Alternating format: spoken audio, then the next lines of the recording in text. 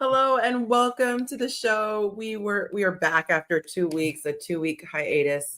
I'm glad to be here. I just knocked a bunch of stuff over on my desk on the struggle bus already. It is Thursday, July 3rd. That means tomorrow is the 4th of July. And I hope you have some fun plans. We're going to be barbecuing tomorrow.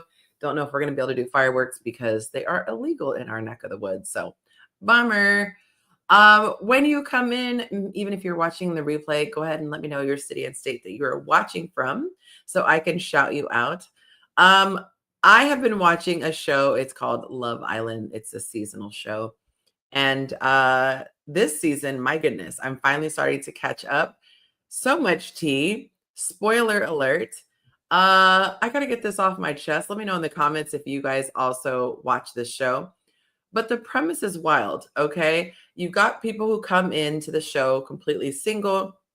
They're forced at the beginning to just pair up with somebody off of very little contact. And then every couple of days, they choose to recouple. You could stay with the person you picked originally or pick someone you feel like you're more compatible with. And I got to say, it's such a toxic mindset. There is a uproar about one of the couples who immediately connected and liked each other and wasn't interested in getting to know anyone else. Call me crazy, but they thought that was toxic. I actually think that's pretty cool when you can hone in on somebody and really stick it out until you decide this is not the person for you. I'm not the type of person who has to go out and talk to a million people to know if I like someone in particular. But for whatever reason on this show, it's considered taboo if you pick one person and stick with them. So very bizarre. Try not to say too much to be a spoiler. If that is something that you guys are into, go ahead and watch that. I don't want to ruin it for you. But yeah, that was very interesting. I've been catching up today. I had a chance to go to California for the last week and a half, and that was really awesome. That's why I wasn't able to do last week. I was actually hanging out with my big brother. If you guys follow my story, you would have seen that. But it was so good. It was so nice. I didn't know how much it meant to me to see the Pacific Ocean. That was really nice to see all the palm trees and, of course, see all my friends and the family members that I got a chance to see. Tonight's show might be a short one. I don't have as many panelists who are going to be coming on. Actually, let me do a quick check and see if any new people have. Okay. Yeah, so we might have a quick show tonight, but we're going to get started, and whoever wants to join can do so. And let me make sure none of these people are DMing me. Okay, perfect. All right. And we got some pretty cool news. I'll wait and let him say when he's coming. One of our panelists has some pretty cool news, but I don't want to take his thunder. Kenny says he's cooking his own. Oh, I thought you were going to say you don't celebrate at all. He said he's not going to celebrate until the current president is gone. So we're going to give it a few minutes. I'm going to say this. Yes, he definitely has news. Hey, Jacob. Some really big news. What's the name of the dating show? You might check it out. Oh, so let me tell you what it's on. It's on Peacock, the platform Peacock, and it's called Love Island. I don't know if I said at the beginning. Love Island, and it's on Peacock. Super interesting. I don't even want to say who he is because you guys might put two and two together. So I'll just wait till he comes on, and then you can give that information. He can get the information. Jacob with all the questions. Okay, so we got 5 questions for tonight. Like I said, if we go 15 minutes without any of the panelists joining, then I will just call tonight early, and we might even save the topics for next week. Okay, so here are the topics today. The mental load. Do you think the mental load women take on is valuable? This is talking about what women have to keep in the top of their mind at all times. There's a video on YouTube where this woman is just thinking about everything she has to do, make sure the kids have their appointments, pick them up from school, blah, blah, blah. There's just this constant do. So as far as the mental load, that's what I was asking the guys. The next question, do you believe in affirming a woman's feelings without agreeing? There are so many conversations happening on social media where people are asking for their feelings to be validated. And I see a lot of men say, but I don't agree. I don't want her to think that I agree with her if I validate her feelings or affirm her feelings. So that's the second question. The third question, What do you love about women as a whole? And we've got the answers that came in. And of course, the next day I had to follow it up with, what do you dislike about women in general? And the last question is, and actually, I think I did not update my things. Let me go back. My bad, y'all. Let's see. Forgot to update that, but I do have it right here. Oh, there was dating advice saying post your man early. Do not get in a relationship and don't post your guy because people could come out of the woodwork and say, that's my man, or what have you. So I asked the guys their opinion if this is good advice. Okay. Let me know in the comments who is out there. I know Jacob is here. I know Kevin is here. Let me know who else is here so I can say hello. Kevin, Kenny. Maybe Kevin's going to be coming on the show. Kenny, excuse me. But let me know who's watching. And again, if you just tuned in, he said, I know it ain't Uncle Willie on the Love Island show. No, Willie is not on the Love Island show.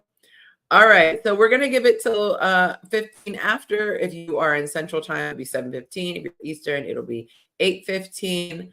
And those of you on the West Coast, that will be 5:15. To see if anyone joins the show. We might have people out of town because of the holiday weekend. But nevertheless, I'm going to start out with these comments. All right. Let's see here. All right, so here's the first video for question number 1. I guess it would help if I had the banners up here. Goodness gracious. And it looks like we got someone backstage. If I can figure out why I can't hit the button. There we go. Okay, we're talking about the mental load for women. All right, we got Ruben here with us. Oh, Lord, I'm not pushing any buttons right. You got me so good. I was like, we got Ruben in the house. I'm like, who's Ruben? Oh, who's Ruben? Oh, so that look, I miss a few shows, and now you act like you don't know me. Okay, I got this. I mean, for Prince over here, the artist formerly, the panelist formerly known as Jacob. Okay, Ruben, we're gonna call you Ruben. Okay, all right, we can go with it. Good to see you, sir. Yeah. Okay. That's your color, by the way. I'm wearing my alma mater shirt. That's all. So, but that's your color. It is making the melanin. Okay, we'll go with that. Yeah, that's your color. Okay, so we're talking about the mental load that women take on. Before I get into this, any chance you have watched that show, Love Island? I have not. Have you heard of it at all? I've heard of it. Okay. I'm never home to watch any TV. I really don't watch TV. Yeah, I usually can get it if I'm on my phone somewhere, and I'll, if I'm cooking or washing dishes, that's my thing to do, to watch in between. But it was funny. We were talking to my brother, and he got caught up in the show. A lot of guys will, fight it, and the next thing you know, they get all into the storyline. But I don't know if you heard when I was saying that the concept is that you get on a show, you see if you connect with someone, but for whatever reason, it's taboo to connect day one and ride it out with that person, which I think is the most bizarre thing. And so they say, let's say if you and Susan connect, right? And then every so often they'll bring in new people. They'll pressure you to go explore a connection with the new person as opposed to locking in. And I'm like, this is so toxic. This is probably part of the dating problem that we have. Everybody is always worried about there being something better out there. What's that saying? I guess it's FOMO. You just have fear of missing out. But it's like you're always worried about that next best thing. Mm-hmm.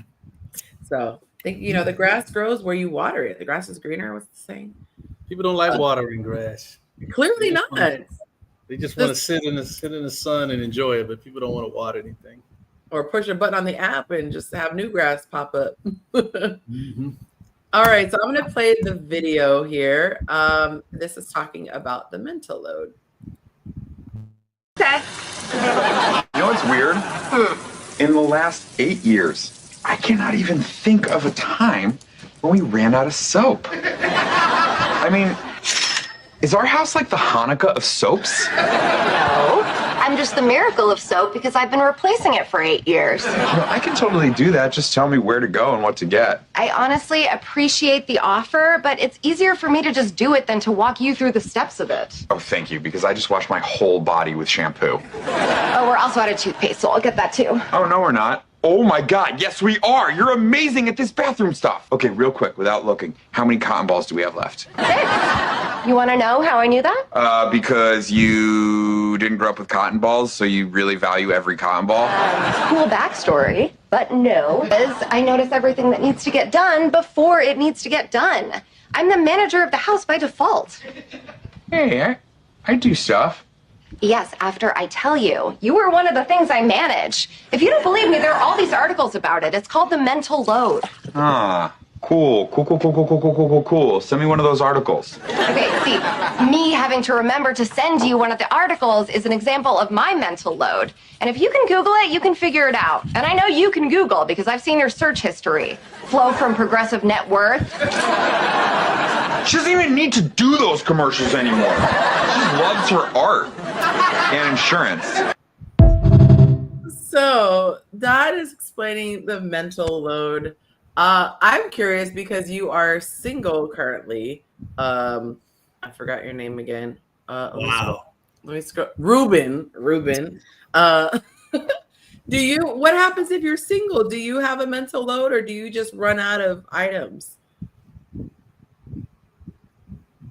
I always have what I need, so I'm good. So now, you have to take on the mental load, it sounds like. Okay, if that's what you want to call it, it's called living. Like I don't like certain stuff you need, you make sure you have. I will admit, like formerly being married, there were things my wife used to do that I just didn't have to think about. So I give her credit for that. There's things she does for our daughter that I don't have to think about. So I will say good women, let me caveat that with good women, not all women, but good women generally take on some of those small things. I think it was Jack Nicklaus. It was some golfer that said, it might've been Jack Nicklaus that said, why was he so great at golf? Because he said that's all he had to do. His wife did everything else. And so I do think it applies, especially if a good woman, I'm gonna keep saying that term, running a household, she'll just take on the well-being of the house and usually everybody in it if she's on top of her game. So I do think it's valuable for you just said women, not all women. I'm saying a good woman who's married will take on those tactics. I mean, take on those tasks. A lot of women don't. But anyway. Yeah. So. And I would say, yes, not every woman. We took a poll to see what the guys had to say. Do you think the mental load women take on is valuable? Survey says that the font is too small.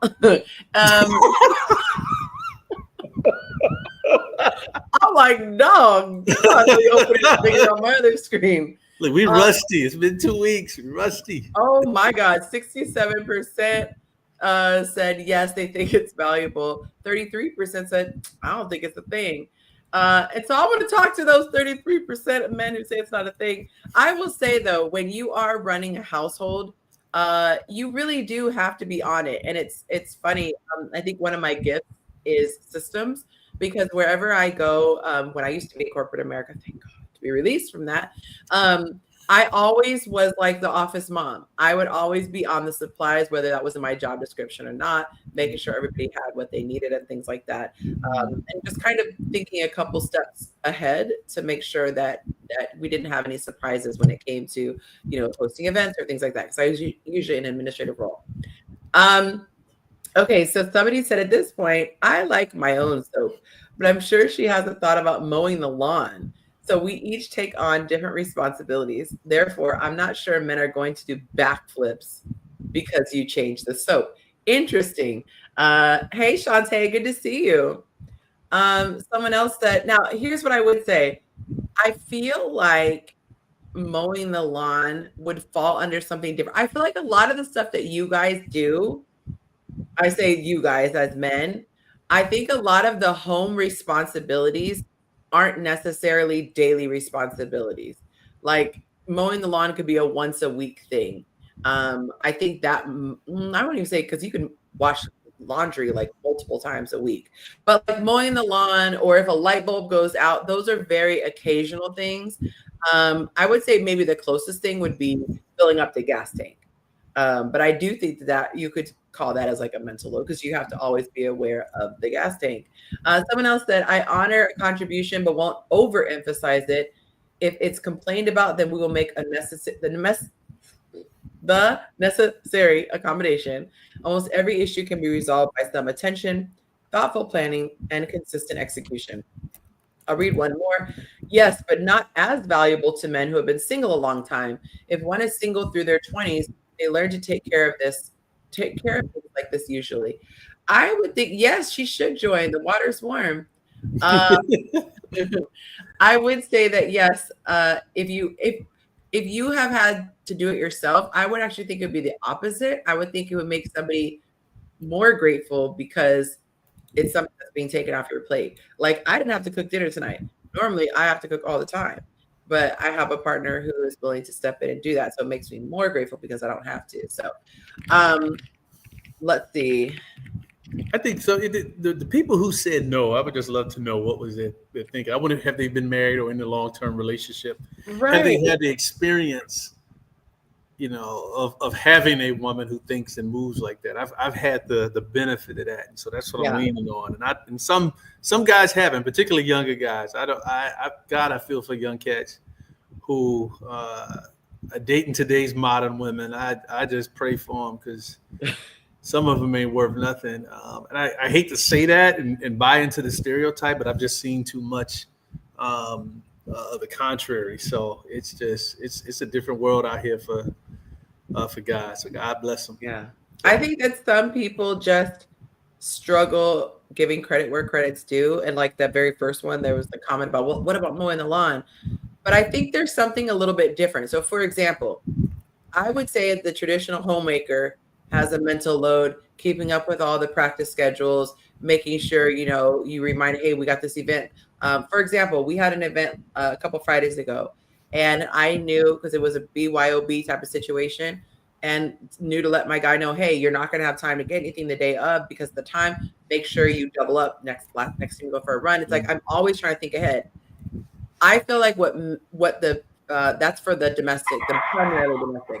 Then you have the person who's the primary breadwinner. That person has a mental pressure that is different. It's like this. It's almost like a what's the word? Like chronic pain. It's just it's ongoing. It's relentless. You never get a break from it, but you low key kind of just adapt to it. But it's a different burden that the domestic person doesn't have. So I don't think there's anything wrong with acknowledging something that is more taxing on one partner. I don't think it means the other person is useless. It's just that's something you don't have to think about. And so as someone who does primarily the domestic stuff, she said maybe next time it's safe. I am always thinking, I'm like, do we have all the groceries that we need? If we're traveling, do we have the stuff that we need? If we're, managing the finances. So it's a lot that that goes on. And if we do our job well, things just go smoothly. So it's kind of hard to notice what's happening. You just notice, or you don't even notice. You only typically notice when something is out of whack. I think we don't spend enough time being grateful for what we do have. Now, I made a comment that not all women, and that's where I'm at. But there are things that some women do well. And I think, God, if you watch enough social media, you'll think everything's just going to hell. And I feel like there's not enough gratitude in relationships anymore. I mean, is anybody perfect? No. But does your girl do some good things? I mean, good Lord, if you're with her, she's got to do something good.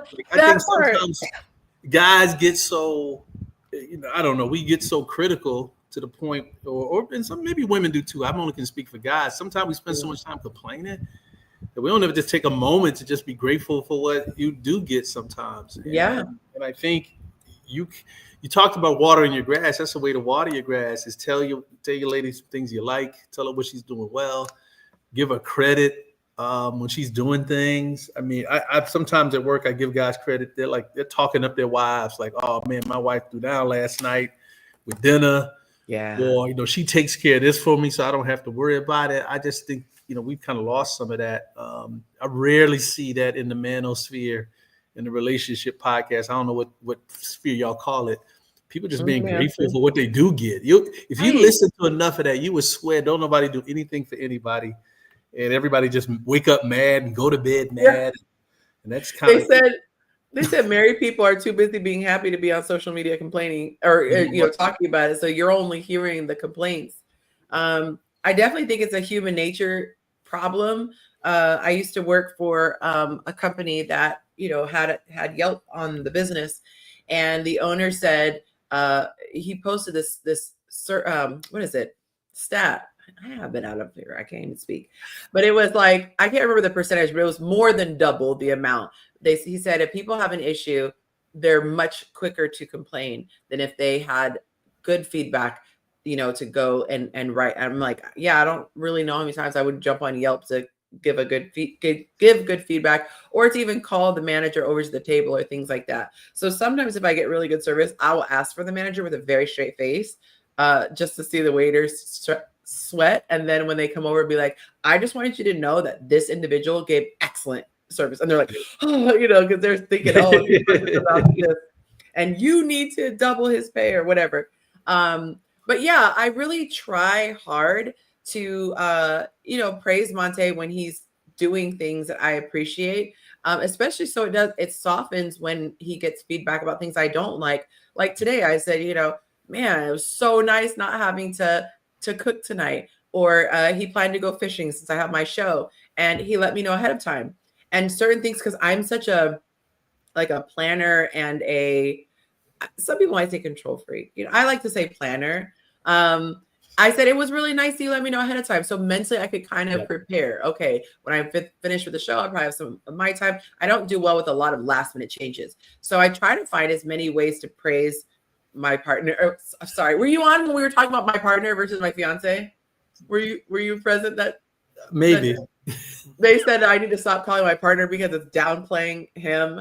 I got to have a sing partner, my fiance, the love of my life. Just heard him get married. Y'all just heard me get married. I know. So I actually have slipped and said wife a few times. I've been like, oh, you're wife. I'm like, oh, that's right. We're not married yet. But yeah, I try really hard to affirm him, and it feels so good when he affirms the things that he likes in me. So that's always nice. Okay. Okay. So we're going to move on to number 2. Ooh, do you believe in affirming her feelings without agreeing? So I'm going to play the video and then get your raw thoughts on that before moving forward. I so enjoy having you on the show, formerly known as Jacob. But get stuck in how to respond when her emotions meet our logic. We usually react and it makes it worse. So I'm going to explain to you what not to do and then what to do when this scenario happens. So your woman might say something that's untrue, maybe even disrespectful. And so your gut reaction is to correct her and to fix it and to bring her back to logic. But that does not work because emotions don't follow logic. But validating her emotions and her truth in the moment isn't agreeing with her, it's acknowledging. Here's how it plays out in real life. She'll say something like this: you don't even care about me anymore. You never listen. You always do this. And I used to react to the word always and the word never. And I would say, that's not true. I always listen. Yesterday I listened to you for an hour. What are you talking about? Never. That's not true. And when you get defensive like that, it causes problems right away because she's going to say, you don't listen to me. You're not listening.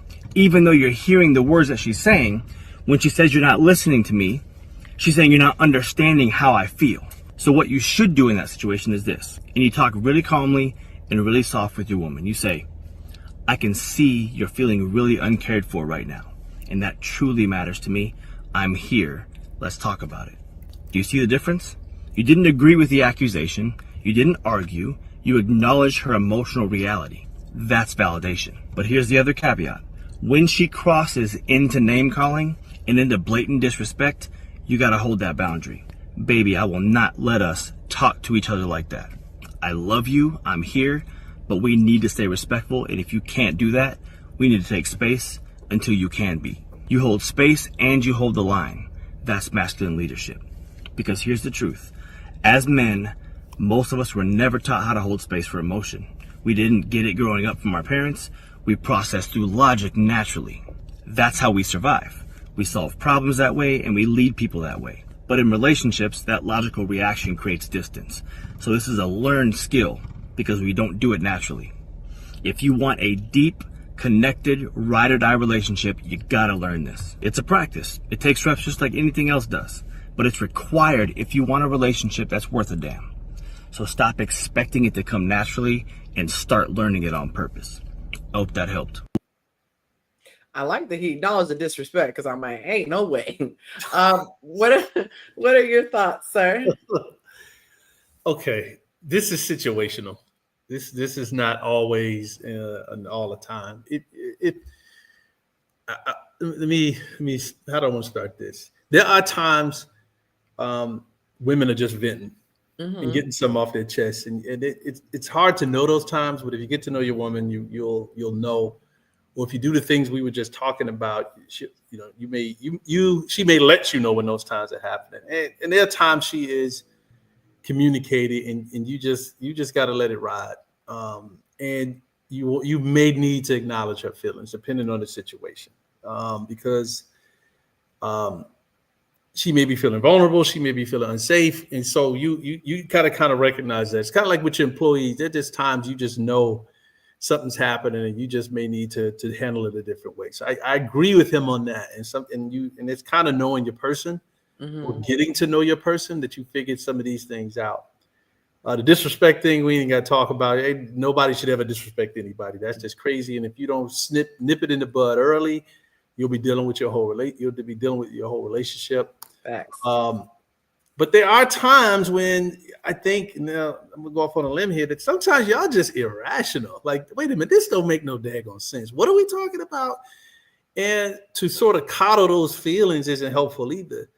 Now, that doesn't mean you be disrespectful and responding and you treat her any old kind of way, but you do need to call it out. Like, wait a minute now, like there ain't no aliens coming here tonight. What are you talking about? Like you need to address that, because I think if that's happening, it may be coming from a place that you need to figure out where that's coming from. I can honestly say I haven't dealt with a ton of irrational women, and so if I do get something like that, I'm like, well, wait a minute, what's going on here? Right. Like we can fall back and talk about it. So it's situational, but I don't think affirming every feeling you have is even healthy. Like those feelings are there to trigger something, but not for you to be affirmed and coddled and all those things. It's just situational. Depends on what's going on. And I think if the relationship goes long enough, you'll pick up on those times. You'll know when those times are. I knew there were times I needed to just listen to my wife. There were times I was like, oh, hell no, here you go with this. And it would be funny when I would call out, even she had to acknowledge it and laugh. But we had that understanding. I knew her well enough, I could tell the difference. I think that a lot of people, and I'll say this as a side note, I'm so passionate in this season about conflict resolution. I could almost switch over from dating coach to conflict resolution. Like I'm that fascinated by it. Like low key, I'm thinking about starting another page in addition to. But I'm so fascinated by human psychology, and specifically with conflict. A lot of people just operate on the surface level, and they have no idea what's happening underneath, kind of like the iceberg. They're just dealing with that little piece of ice they see on the top and not even realizing what's at the bottom, so it's not getting acknowledged. And he used a word that is so key. I think for women, a lot of times when there is strong emotion, they don't feel safe.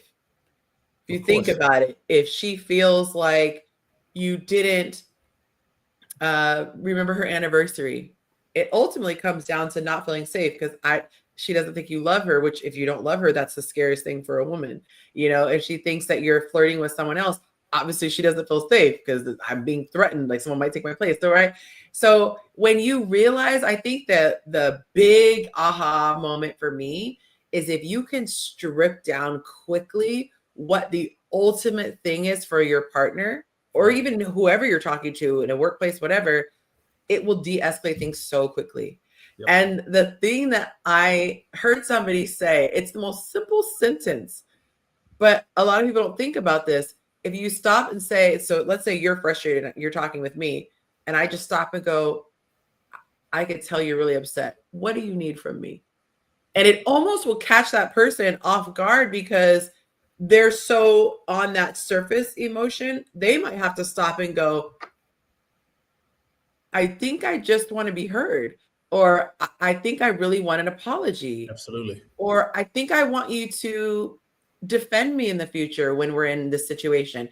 And so a lot of times there's this, the person has an accusation, you know, Ruben, you did this. Ruben says, I didn't do that. Or worse, I say, Ruben, you did this because, and I play God and I say what's inside of your head because I'm privy to what's in your head. And then you go, I didn't do it for that reason. I'm not a psychopath.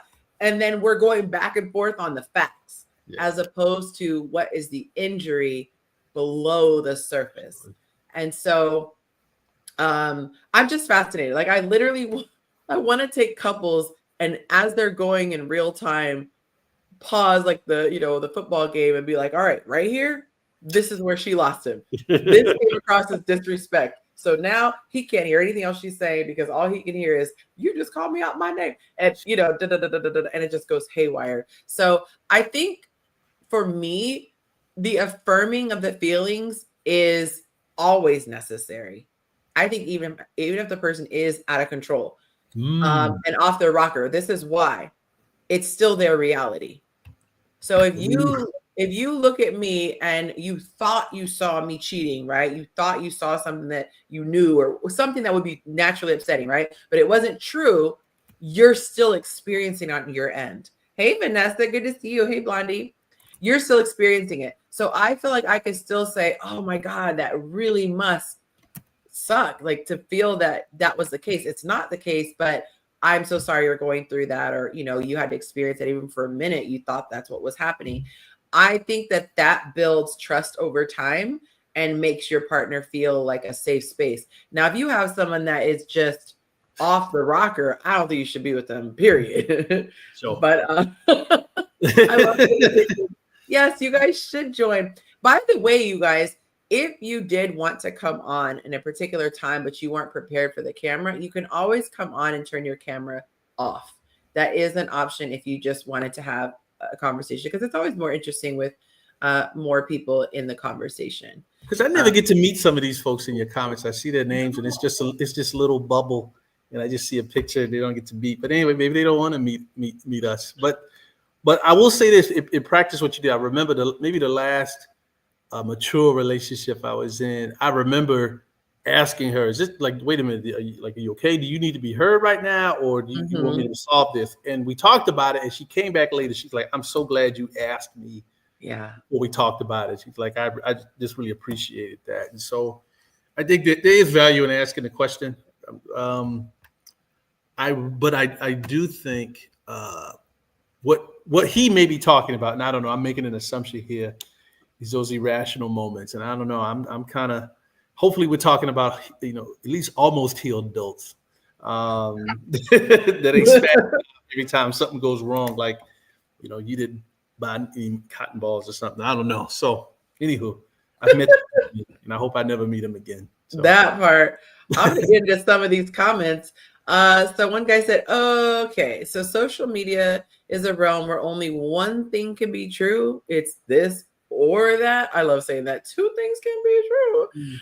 Two things can absolutely be true. With that said, in the real world, her feelings can be validated, but she can also acknowledge that her word selection can and should be improved. I don't disagree at all.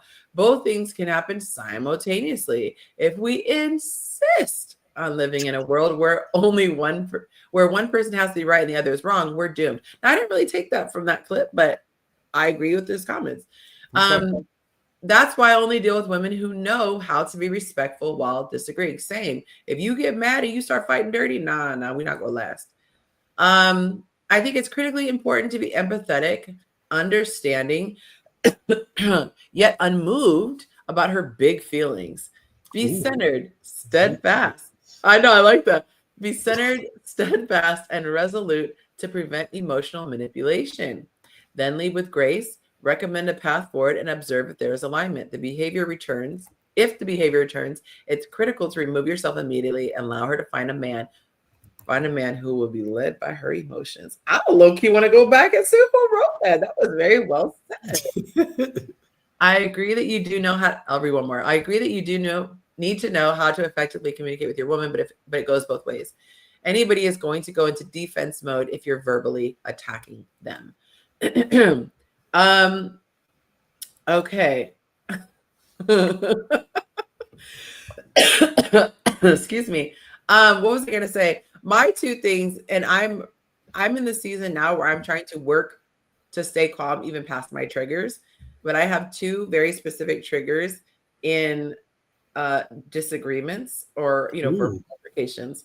Mine is cutting me off. I've said this before, and raising your voice. So that's my. You don't raise your voice at me because it naturally makes your body react. Like your body goes into fight or flight mode, and then the cutting off. I think it triggers the same fight or flight for me because I'm trying very hard to communicate so I could be seen and heard, and you're showing me you're not a safe space because you're not allowing me to even say. So how could you even be hearing me? That triggers me so much. And I said in 2025. I want to still stay on my square, even if that happens, and decide how I want to move, but not flip out. Because in the past, I've matched it. Oh, you gonna raise your voice? I'm gonna raise my voice.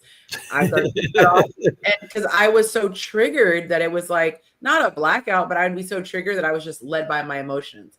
And so I'm happy to report I'm getting a lot better with that by being able to say, please don't interrupt. Ooh. Please don't interrupt. And if it keeps happening, just physically remove myself.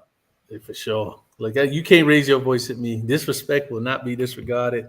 I'm going to remove myself from the situation, or I'll give you a chance. Like it's happened. Like sometimes it's happened at work. Some guy was saying something, and I was like, "Excuse me," and you did one of these, like, who you talking?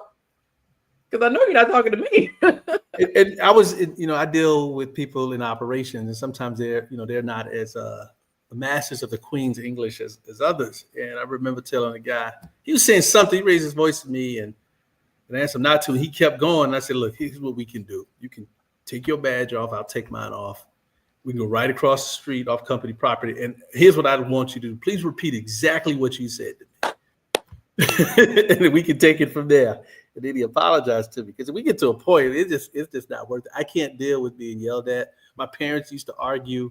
It is the one thing that I just cannot deal with from anybody. If I meet a woman or date a woman that communicates in that way, we will not communicate long. I will take you and politely walk you to your car, your door, wherever you are, and send you on your way. I have done it many times. I just cannot do it. I will not live in conflict. We are not going to treat each other like that. I saw my parents do it. It's not how I want to live. God bless you. May the good Lord bless and keep you. And you can take your behind somewhere else with that background. I'm not doing it. May the good Lord bless and keep you. May the Lord bless you real good. Because it's just really, I get emotions and you're passionate, but I can't do it. Yeah. It actually physically triggers my nervous system. I will actually feel it in my body. I start having different sensations and I don't like that feeling. And for me, I can be livid and still keep my composure. And so to me, that's part of emotional intelligence. Being, if you have certain rules of discourse, you should be able to, hey, this really pissed me off. And I'll say that I'm livid right now. I am so frustrated. Yeah. I don't have to scream. But I want to be acknowledged. I want, if you did something wrong, say, you're right. I did. I would have been pissed if you did that to me. I'm sorry, know? And then I have my preferences. Like for me, it's frustrating when situations arise, but I like to hug it out, kind of like old school parents, like hug it out, kind of reset, tell your body you're in a safe space, and then go back. I just think that people need to learn emotional self-control because so many people don't know how to calm down. I saw road rage last week, and I actually was really scared I was going to go more left, but I guess some kid did something on a dirt bike. It was one of those like, it's not a full-on motorcycle. What do you call those? They're not a bicycle and it's not a motorcycle. It's like I guess it's like a dirt bike. And we were in a parking lot, really crowded parking lot. And this guy comes flying through there. I'm talking like he was going 80 in the parking lot. And I see this bike and I'm like, whoa. So thank goodness they left the parking lot. But minutes later, zoom, you see them come back. And all these kids were together on their dirt bikes. And here comes the guy flying back into the parking lot. So all the workers came outside and they were like, calm down, calm down. He leaves and starts doing like not donuts. He would do a U-turn and then try to catch the kid, do a U-turn again. And this is on a main busy road. So I was just like, oh God. And I'm in California driving my friend's car, like, please don't hit my car. But it's people can't control their emotions. Like they just, he probably could have like killed somebody if the wrong time he had. It was just God protecting that nobody got hit, pedestrian or whatever. But it's all emotions. And I'm like, I don't want someone else to be able to just pull my strings and have me flipping out and I can't calm myself down. I wonder what Vanessa and Blondie think, but they're not here to ask on the panel, so we can't ask them. So. Vanessa, he said one day you spelled one day correctly. It's Today. I love it. So the poll I asked, do you believe in affirming her feelings? And 87% said yes, it's important that her feelings are validated. 13% said that is not my responsibility. Oh, we'll see how long your relationship lasts. No love, darling. All right, we are moving on to number 3. Unless you had any more words of wisdom to share with us. No, ma'am, not at this time. Okay, please keep your voice down. I'm just kidding. Okay, number 3, what do you love about women as a whole? And I'm going to go here. Hold on. And I'm going to count this, okay? 1, 2, 3, 4, 5, 6, 7, 8, 9, 10. There were 10 comments. It'll be interesting to see because my very next question is what do you dislike? We'll see if there are more or less. But before we get into the comments, I would like you to share what is it that you love about women, just in general. Of course, not all women will wear this badge. Oh God, women. Okay, let me start. Women just have something. I love women's intuition. Women have something we just don't have. Mm-hmm. They just generally see the world differently, and experience the world differently that we just don't have access to. This intuition, this feeling. This gut, that's at a very general level. Some things I love when women like care for people around them and how they do it. It's just something I'm really drawn to. Women who are really thoughtful, that nurturing spirit you kind of hear folks talk about. They're women that when I see that's just something that's just very endearing to me. Women have a way, good women have a way of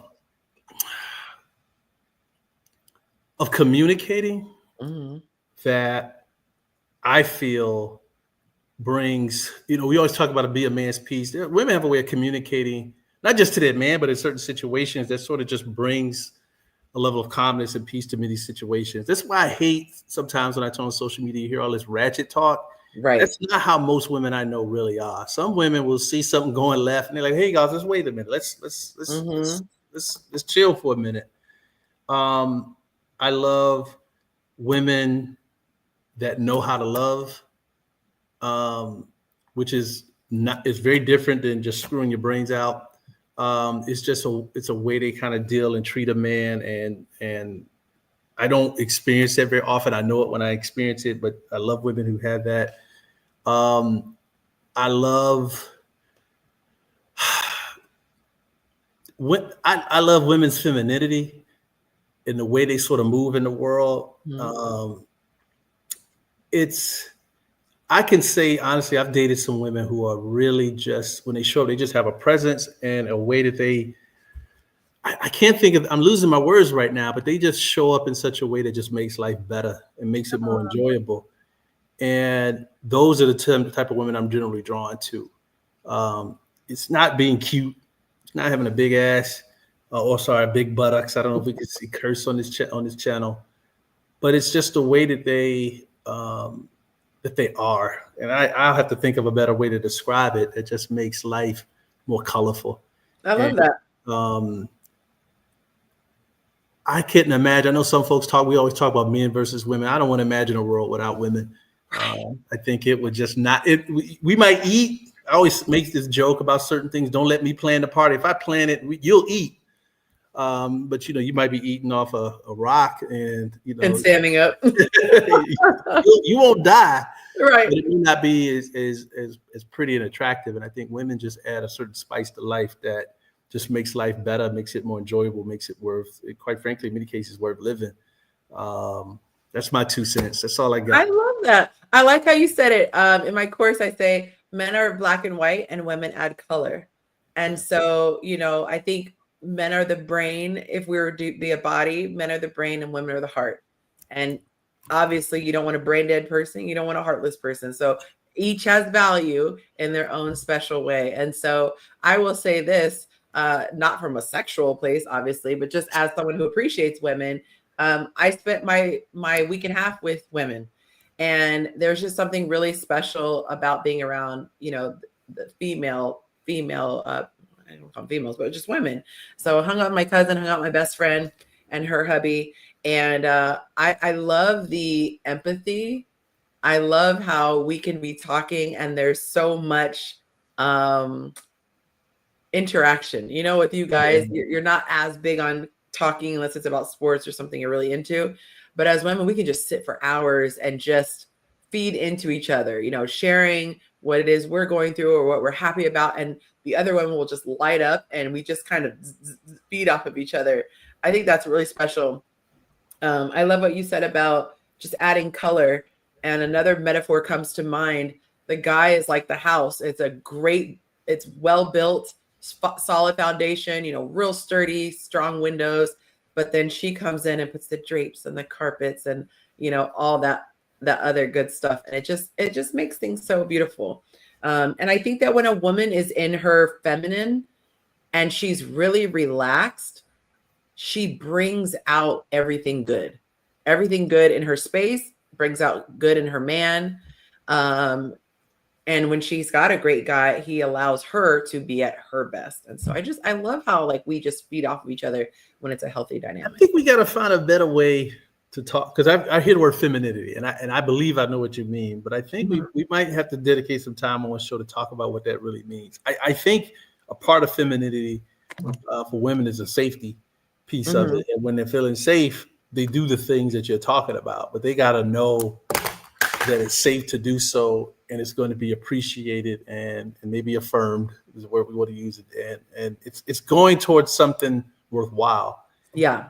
We might need to talk about that one day, because I hear the word femininity, and then, as soon as the topic switch on the podcast, femininity just go out the window and we cussing each other out. And so I really think that's something I think I'd love to see somebody in the podcast sphere sort of talk about really what femininity is, what it looks like, what it means. Yeah. How so guys recognize it when they see it. It's not. I think I can tell you what it's not, but I don't think a lot of people know what it is when they see it. So. I absolutely say that. That's actually part of my presentation when people do a discovery call with me. I said it's not what the podcasters say, and a lot of times people think of femininity as being girly, getting your nails done and having a cute bag. But feminine and masculine is just, I don't mind getting into it a little bit. It's just energy. It's really energy. And I would say the biggest thing that comes to mind, it's flowy. The comparison would be, because to describe the feminine, a lot of times you have to describe the masculine and vice versa. So you take, let's say, a vase. The vase is sturdy. It is fixed, like the shape is fixed, and it provides structure, and it contains. It has the capability to contain. The feminine is like a water, a liquid. It has many forms, and because it allows it to adapt to whatever it's in. So if the water is in the Jacob vase, it might be tall and thin and glass and blue. Maybe the Willie vase is wider at the base and clear, but she's able to adapt to whatever container. But in order to be free and expressive and do all these things, she needs to have some boundaries. It's like a kid. They crave a little bit of structure in order to feel safe. The feminine craves that. So the vase, it doesn't just go on for infinity. It has limited, volume and height and all that. So the first thing I would say is it's adaptable. It adjusts. So when guys say get on my program, boom, we adjust. Oh, we're moving to New Mexico. Okay, we adjust. We're downsizing, we're upgrading. Okay, we're gonna adjust. It's also very nurturing and gentle. And I'm sure you know this, but it has to be said. Men and women have both energies. There's just the dominant and the non-dominant. If you think of the yin and the yang, most people think about the part that goes like this, right? The two pieces. But if you think about it, there's a little dot on each one. So let's say it's black and white. There's that little dot. So that little dot for the man. This is speaking in stereotype or generalities. The black on the yin is black with a dot of white. That dot of white would represent feminine, and then the white is mostly white, and then a dot of black, which would be the masculine. So we have both. Anyone who is artistic, that's feminine energy. If you're able to express yourself well, right now you're in your feminine energy because you're able to express. There's just a lot of friction because male and female, masculine and feminine, it sounds like gender, but it's just different parts of us. The feminine is about knowing without having learned. That intuition. So I just, something's not right. I can tell you're off. I had a client last night on my show during the live discussion, and I said, something is off. So I asked, hey, what's going on? She hadn't said a word. Turns out she felt like she dominated the last week. And so she was trying to respect the space and not take over it. And I was able to reassure, oh, absolutely not. You contributed perfectly. It was balanced. But I could pick up on that. Somebody else might not have noticed those, the little subtle cues. Nice. Should I go on? Is this helpful? Or is no, it is. I think, like I said, I think it's something that I just it just needs to be said more often. So people understand what it looks like. Lately I've been big on, you talked about what you focused on me is being intentional with the words and understanding what they mean and making sure I'm communicating exactly what I feel and what I mean. And I think so sometimes some words are just thrown out. People are speaking in generalities. We don't really know what they mean because we don't ask. I spend a lot of time talking about politics, and I'm not going to take us in that path, but do people like the big beautiful bill just passed and people are taking sides? Like, do you even know what's in it, or you just kind of take generalities about it? And I think sometimes people do that in relationships. They don't really know what femininity is. Right. And it's like a buzzword right now. It's a buzzword. And we are so powerful. The old timers said, we're like the neck. Y'all are the head. We're like the neck. We can move. And when you learn, as I'm speaking to the women on this, when you learn how to influence, I think one of the biggest things feminine does is influences. So the masculine is leading. He's the one with the hands on the steering wheel and the foot on the gas, but we are influencing. That influence could be a touch of the thigh, on the thigh. The influence could be, I'm uncomfortable. It could be whatever. But when we are resting in our feminine, which is softer and gentle, we are so powerful. And so a lot of times women will think with their man, if I get into my masculine, now I can actually compete because now we're on the same level, not realizing masculine is meant to clash with masculine. So if you're trying to win, you're not going to win. You're just going to have tension versus if you take like an ice cube and you try to slam it with another ice cube, feminine in its wisdom says, no, baby, we just going to turn up the heat. Now on the outside, it looks more powerful to take a big masher and mash it. But in reality, I got you right where I need you to be. I need you in a puddle on the floor. And so, it's about tapping in. What were we going to say? No, I didn't say nothing. I just laughing. Puddle on the floor. I am looking at Kenny's comment about dating women overseas. If you can take your immature, and I'm not saying this directed at you, Kenny, but you can take your unhealed self, immature self overseas. You just go have the same problems overseas. I don't know what people. I don't know why we don't want to do the work. Because the other side of the work is so beautiful. I just don't know why we don't want to do it. That's maybe a question to ask. Why do we just think we just got to lead the country rather than talk to all these available women over here? We got to lead the country. It's the grass thing.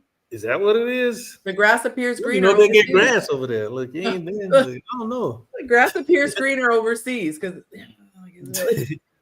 it's really far away. There's another metaphor that I think is beautiful. Getting back to the feminine masculine thing, it said masculinity is like a strong tree that protects, but femininity is like the sunshine and it helps everything grow. So masculine usually has a purpose. You know, the chair serves a purpose. It is meant for you to sit on and be stable. And then the feminine adds beauty. So I put the chair cover. That's really pretty. You know, when you rent a venue, you put the little pretty chair cover with the little decorative thing. There really isn't a purpose for that. I mean, maybe you could say it protects it from stains, but it's really just meant to be beautiful. So those are a couple of things. And of course, feminine is nurturing, being empathetic and caring for. Thank you, Kenny. He did the check-in. And what's interesting is a lot of little boys have a lot of feminine energy when they first start out, and the world teaches them to get rid of that. Beats it out of them. Very much beats it out of them. Yeah.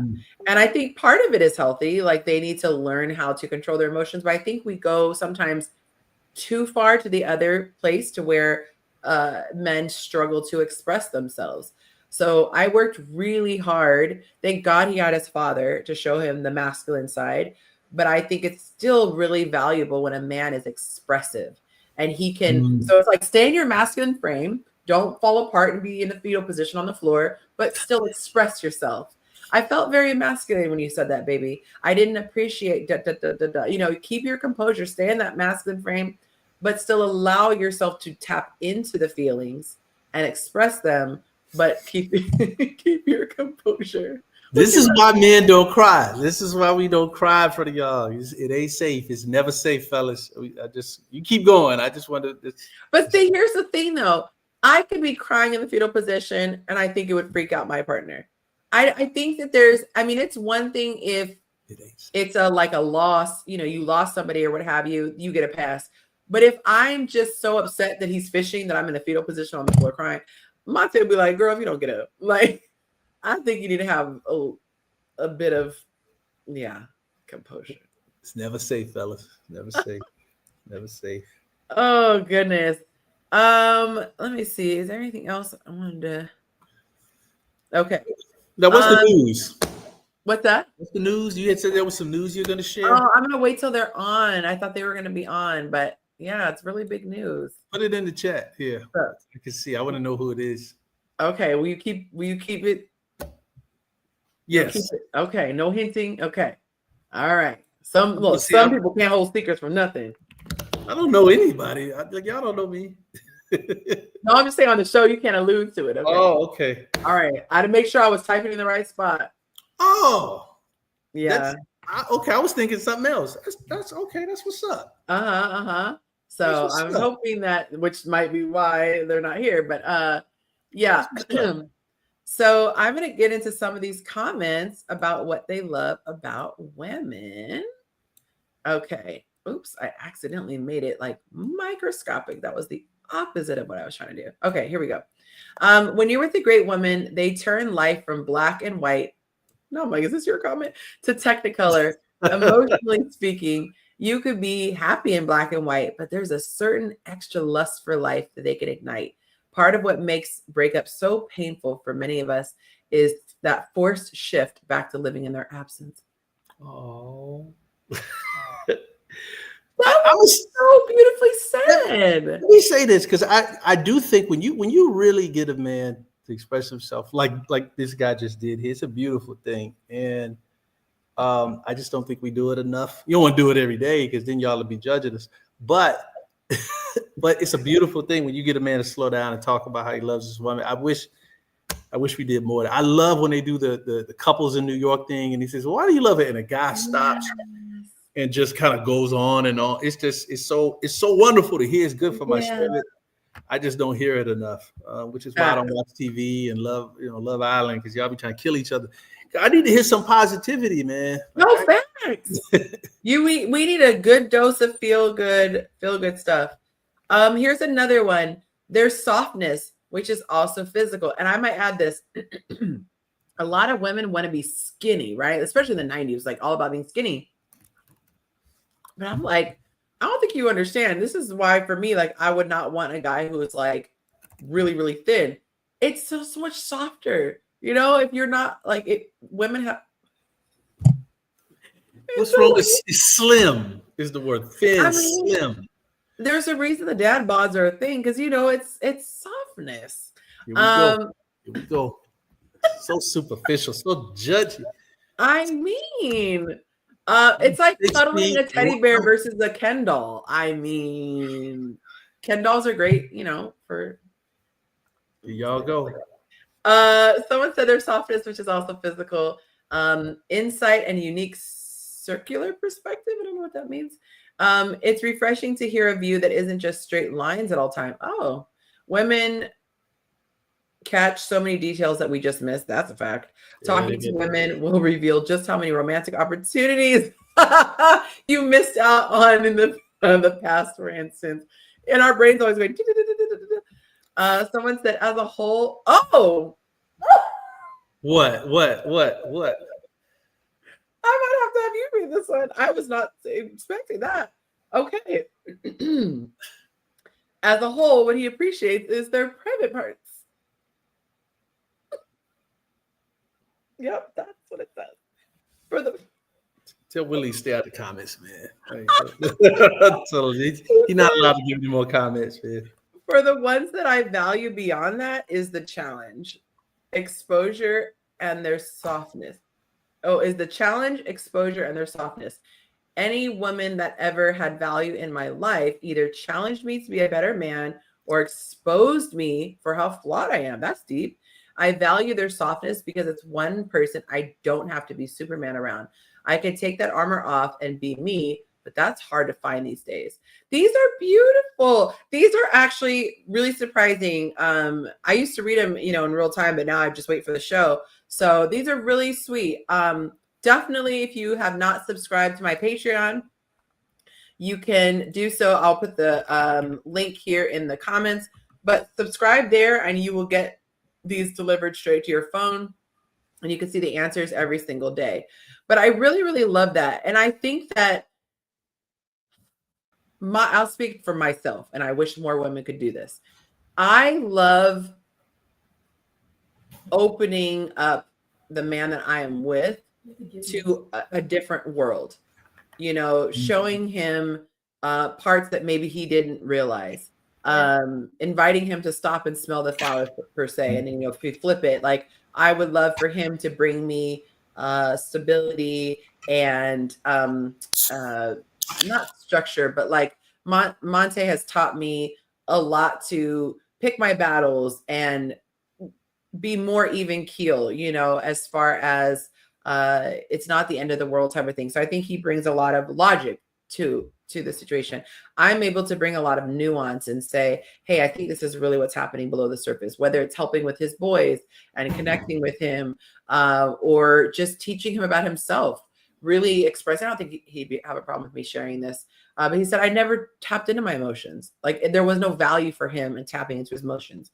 And now I've created a space where he could tap into them, express himself, talk about what he needs. And it's beautiful to see, you know, at first he was kind of like a little scared, you know, whatever creature, like a little bird, not wanting to pop his head out. Like, is my head going to get bit off? And then realizing, oh, I can actually open up and express. I can even say, I don't like something that you're doing. And you're not going to be mad. You're just going to go, oh, that's data. Cool. I think that's beautiful. Seeing a man go through that evolution is amazing.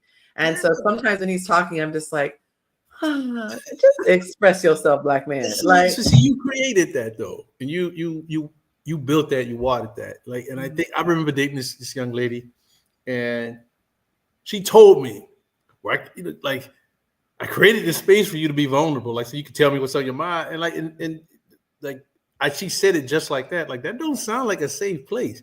Doggone it, it's safe.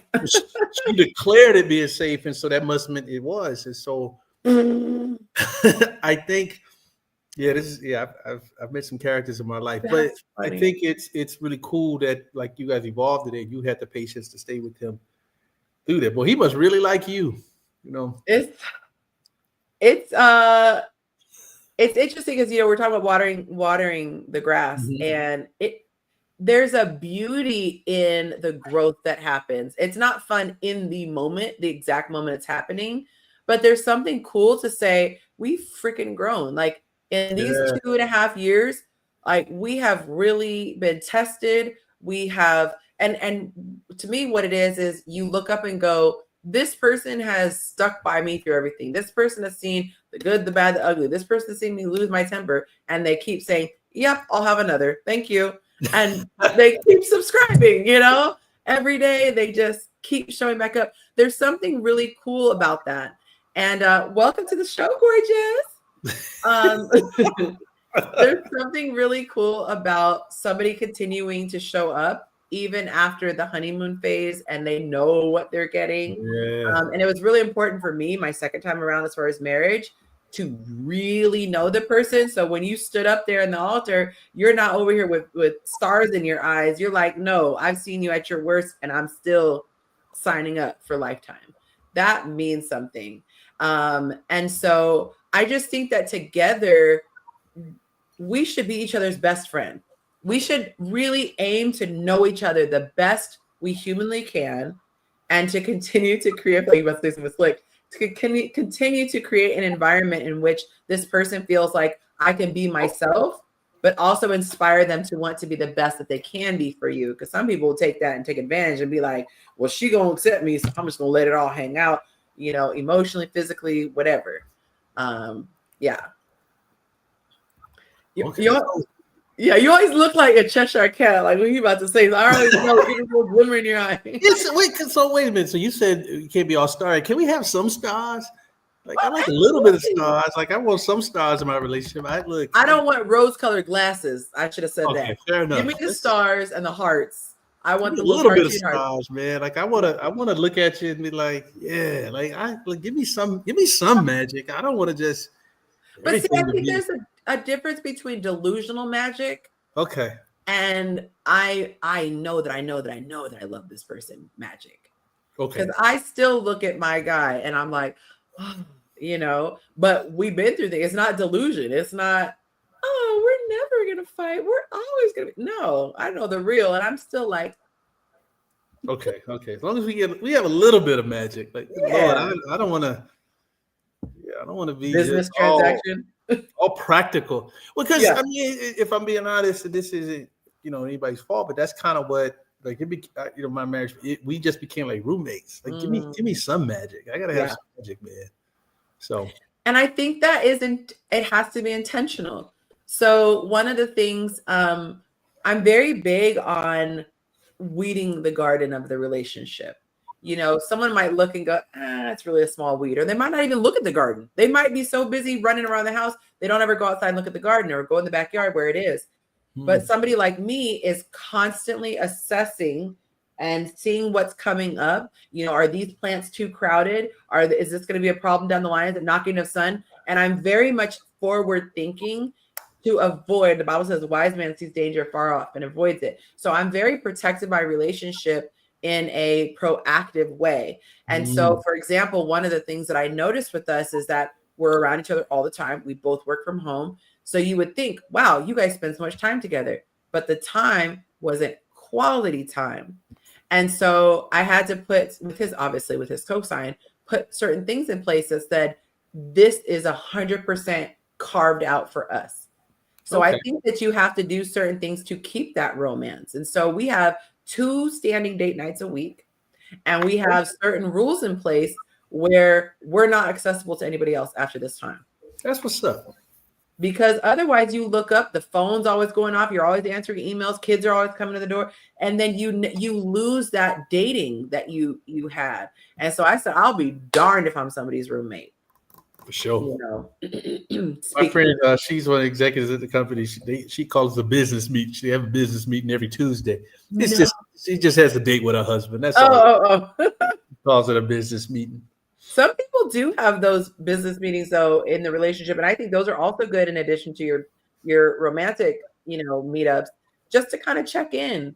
Because I think if you do it all the time as things happen, one, there's a lot of emotion, and two, the other person can feel nitpicked if they're not much of a talker.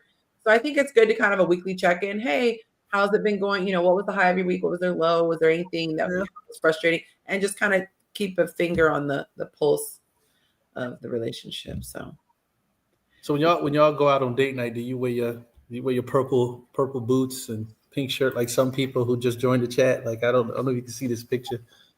Some people have on there. Boots. Those boots are on the ground. That's why I was like, I just need a fan, Keisha. That's all. I love color. Like I don't know when women wear color. I don't know. That's like you always say, women make the world more colorful. But I like when women wear color. So I don't know. And a little shameless plug, that's also in my course. Ladies, you heard it just from a man. I didn't put him up to that. Wearing bright, vibrant colors, especially soft fabrics, things that remind him this is the woman. All these things subconsciously play its part. So get your purple boots out, ladies. They might end up in the air. No, I'm just playing. Let's get on to the next one. Yeah, Herbie, get on to the next question. Yes. Woo wee. Okay. The next question, number 4. What do you dislike about women in general? Jacob, do you remember how many comments there were on the first one? 10. All right, let's see. How many on this one? A lot. I'm pleasantly surprised. 1, 2, 3, 4, 5, 6, 7, 8, 9, 10, 11, 12. Okay, I thought it was going to be a landslide. I am very pleasantly surprised. I would be the first to say that. Okay. So little of us, I tell you. That's just I really did, because usually it'd be like, if I ask a positive question, it'd be like 1 or 2 comments, and then a negative thing, oh, yeah. So I thought this was going to be like that. See? My bad.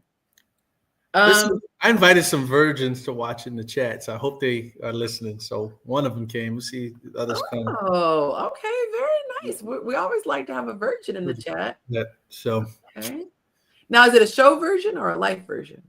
Show. I don't know. I don't know. Show version. I'm going with the show part. I don't know what they do in their personal. Well, hello. It looks like, we got some people I didn't shout out. Welcome, John the Professional. It's so great to have a professional with us. We got, let's see. Is it Sonia? Sonja? Bro, she's a bully. She's sweetheart, but she's a bully. A sweet bully. Yeah, she's sweetheart, but she's a bully, man. Yeah. She's a swilly, a sweet bully. Yeah. I'm going to get into some of these comments here. Okay, this is what guys dislike in general about women. Lack of accountability, entitlement, and feelings overriding factual information. Someone else said, sometimes it feels like their lives are completely set up for deception. Wigs and weaves and fake nails and BBLs and implants and too much makeup and filtered photos and selfies taken in awkward angles above their head, constantly trying to deceive people what they actually look like naturally. And men are tired of it. He said what he said. Tired of your ish. Oh, he said what he just dislikes about women. They aren't Yonci. Oh, thank you, person. I don't know who you are. And he put runs. They can't take accountability and just apologize. Not mine, though. She knows how. I like that. Monte said I actually will apologize faster than he will. So that's pretty good. But I see a lot of people talking about not taking accountability. So what are your thoughts? I gave you a platform to speak about what you do like. So what are some of your grievances that you feel tend to overlap when it comes to women? Ooh. Okay, I'm gonna go away from some of what's been said. I'm gonna try some new comments. One, I don't like women who at this big age lazy women in dating. I thought you were gonna stay in bed. Not that. I was telling a friend of mine And she's attractive, and she calls herself interested in me, and she just like Jacob. I think, and I was like, okay, and that was kind of it. Like I was like, so you've been getting by on your looks too long. You don't even know how to talk to a man, deal with a man. Like what do you want, woman? Like I mean, we're friends, we can talk like that, but it's like you're supposed to mature in all things. Like learn to open your mouth and say something. Like it should not be hard for you to tell a man that you're interested and you want something. Like this, come on, man. We over 30. If you still Playing doing coy. love taps and weirds, like come on, man. Say what's on your mind. Learn to communicate. I do not like women who do not communicate well. Use your big girl words. You please. They got so caught up in this. Men got to do this first. Men got to do everything first. Men. Y'all took one verse out the Bible. He defined it for good thing, and they just ran with it. Like he's got to find the conversation. He got to find the home. He got to find everything. Like, ladies, what you gonna do? I'm with you, Jacob. If I want it, I'm gonna go get it. What I want, I'm gonna get it. That's just At least choosing signals. I feel like some women are trying so hard not to seem thirsty that they go the other extreme. And the guy's like, I don't even know if she likes me back. Like if he's letting it be known he likes you, it's okay to call, let text. him know. Let me wait 3 days and see, because I don't want to play. I want to play it safe, not give up too much, but don't seem not it. Oh man, that is long are the days. Nobody do that no more. Not in our big old age, like Jacob said. Hey, life too short, man. Say what's on your mind. I just so for me, women who don't communicate, women who weaponize their emotions. Oh, that's a good one. And just try to make you feel bad about everything. Like you can't even talk about what's bothering you because she has an outburst. Oh God, yes. Like when you say weaponize their emotions, what's like it may go to what men say about accountability. Like they're telling you something that's wrong, and then they get all teary-eyed or like you feel attacked, and it to the point where you can't even really get out what you need to get out. Everything turns into somewhat of a like they're using their position to sort of unfortunately avoid accountability. It's almost like gaslighting issue. Yeah, a little bit of gaslighting. Yeah. And I just can't roll with that. Maybe the last thing, and this is not all women. I cannot stand mean women. Like, and that's just me. I love a thoughtful woman. I love a woman who's sort of kind. I can't stand. Oh Lord, he just showed up. I'm not messing with you, Willie. But no, he just showed up in the chat. I can't stand mean women. I can't stand. I overslept love offering. Yeah. Come on, love offering. Thank you, Willie. Thank you. Okay, mean women. And you know what happens is, and this maybe okay if y'all notice this, is women get older, y'all get meaner.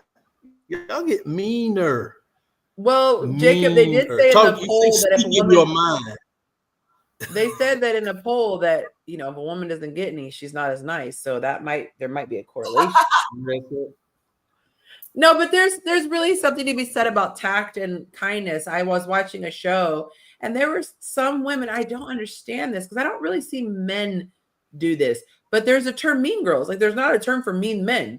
There's something that can be very vicious and catty. And ironically, one of the hosts of that show I was talking about, Love Island, she's in a situation right now. And just nasty. Like it actually hurts my spirit. What'd you say? Now I gotta go watch Love Island. watch that. Yeah, I just was talking about that today.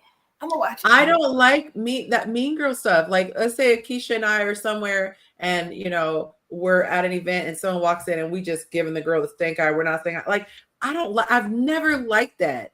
And I don't really see men do that. I don't see, guys do that. So that is something I really dislike. I don't like fakeness, and hey girl, oh, I like that necklace. And then I turn around like this. cheap thing. Like, why would you even say anything? Which, by the way, I actually really like it. I've been looking at it. But I don't get that. Like, just keep your mouth shut. Why would you go out of your way? Oh, that's cute. And you hate it.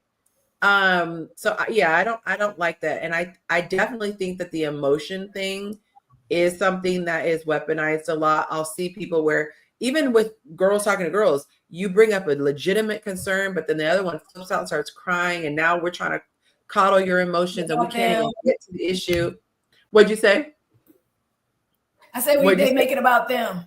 Yeah, right. That's what it is. Right. So now we're all focused on you because you're crying. But the reality is, because I've seen this where like she did something bad, like she cheated, or she did whatever, and then because he was upset about it, she was crying that he's upset. Like, but you did the thing, ma'am. Yeah, that's wild. She said Tracy. Oh, that's interesting. Tracy Allen is the name of an old, she's not old, but an old family friend of like years ago. That's interesting. She said a few of my male friends told me that they like mean and jealous women. Oh, they like the attention. Toxic.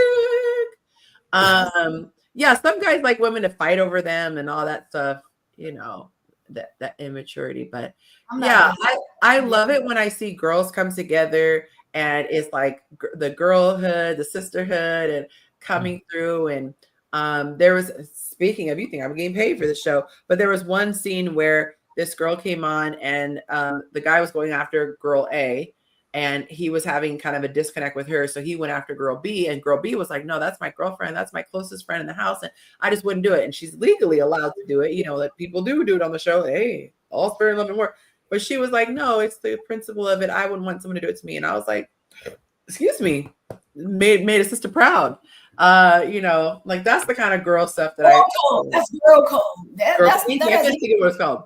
Yeah. Girl code. Yeah. A lot of women, especially I've learned that over the last few years. Like people I thought were my friends and, you know, went after the same guys that, you know, I dated, or they found out once, you know, they found out that I dated them. They ain't come to me and be like, you know, by the way, I'm talking to such and such. I had to find out like, oh, I see y'all. I know y'all said y'all know me. So right. Nobody think to tell me nothing, to say nothing, you know. And I realized like I deleted her too as a friend because I felt like, you know, when she was, and this is a true story because y'all know I always got two stories.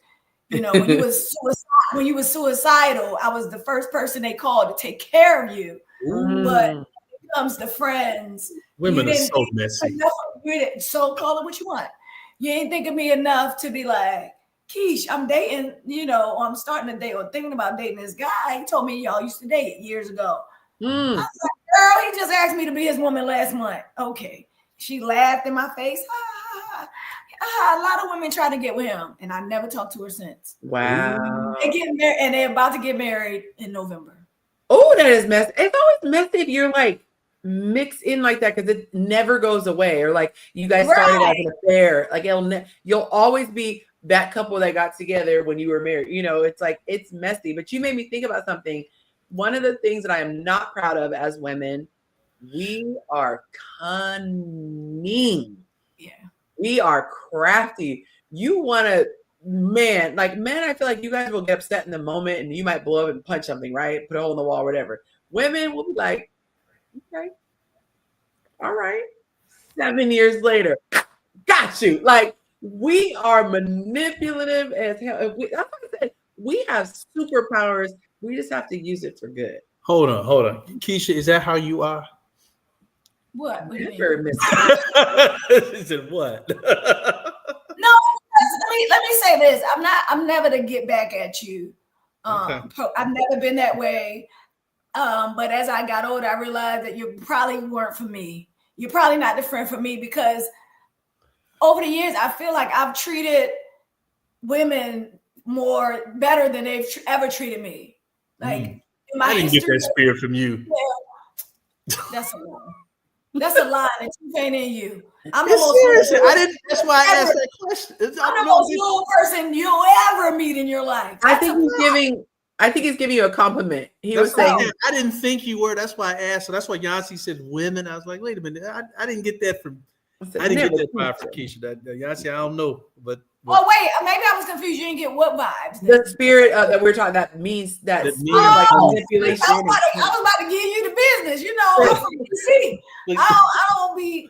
Oh, my apologies. You see, no, it's all my good. All apologies. good. But no, I've never been like that. But it was, to see them together was very hurtful. And then when I asked her, because I'm confrontational at times.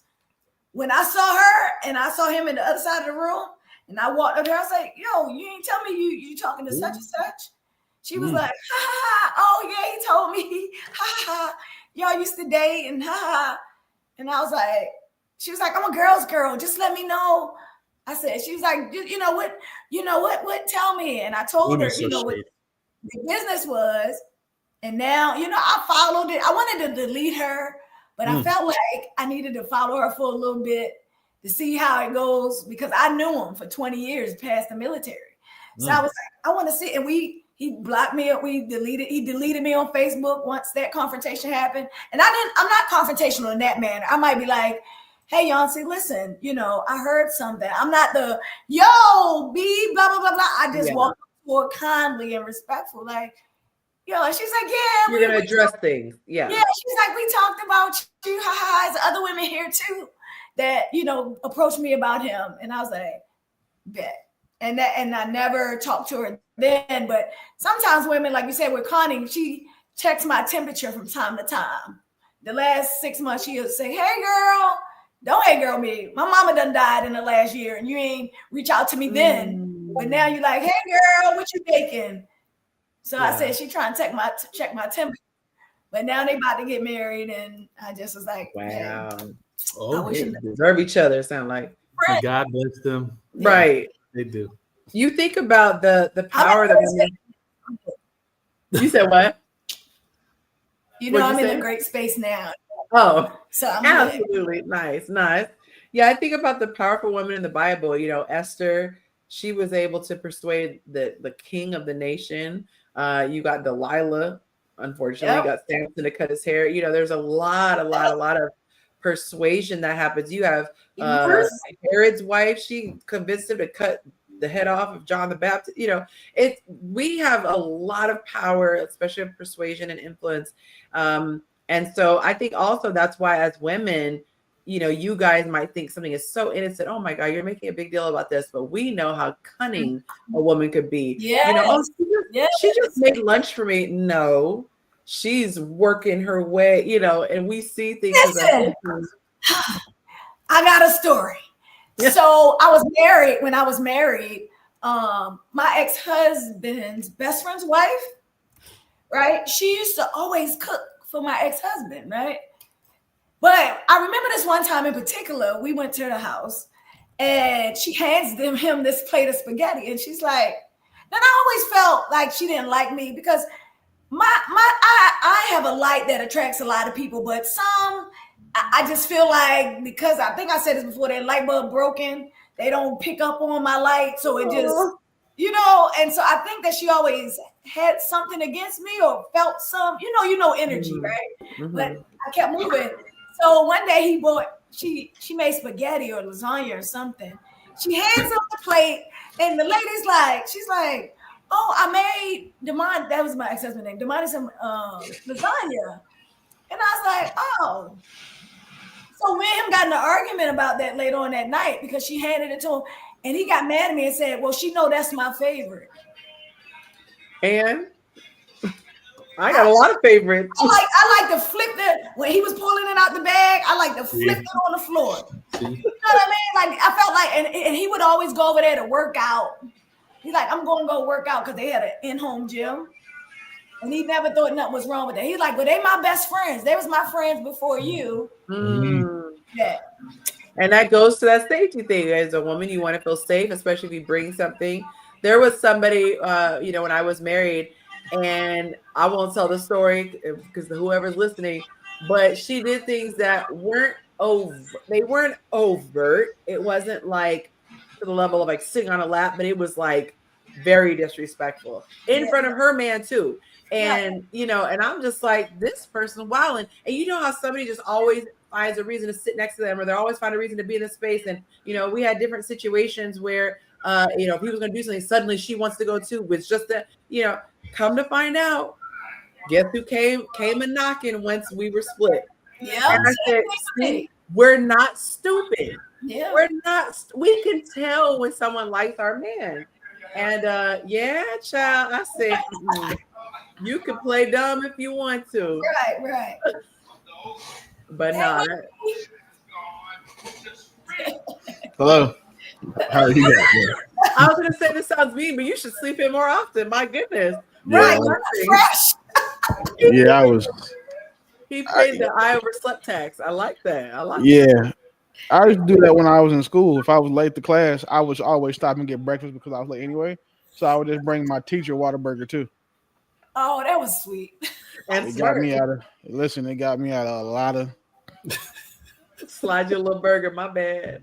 Nah, I was in breakfast and taquitos. Oh, I get her. They good. I love them. And she like root beer too, so I will get her 2 of those taquitos, a hash brown, and a root beer. It was like $6 back then, so it didn't, it was doable. Yeah, I love it.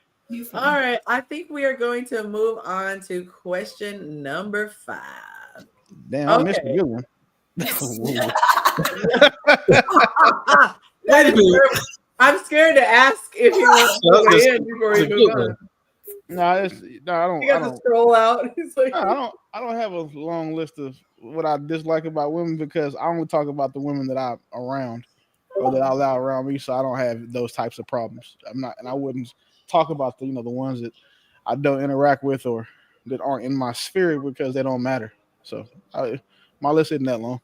Well, there you have it. Yeah. Would you like to share your short list? Right. Oh shit. Yeah.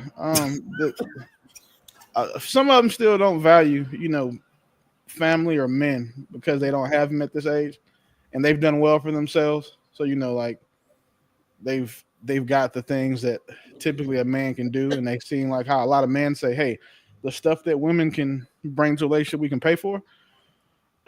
They feel that way about men now because the stuff that a man can do, I can hire somebody on TaskRabbit. I make $200,000, or I got a dog, so I don't need kids. Just some of that stuff maybe.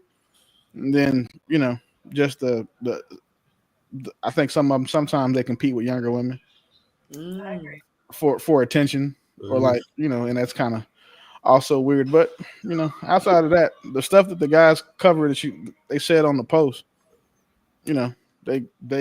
I could see that, but I just tend to not deal with those types of humans, let alone women.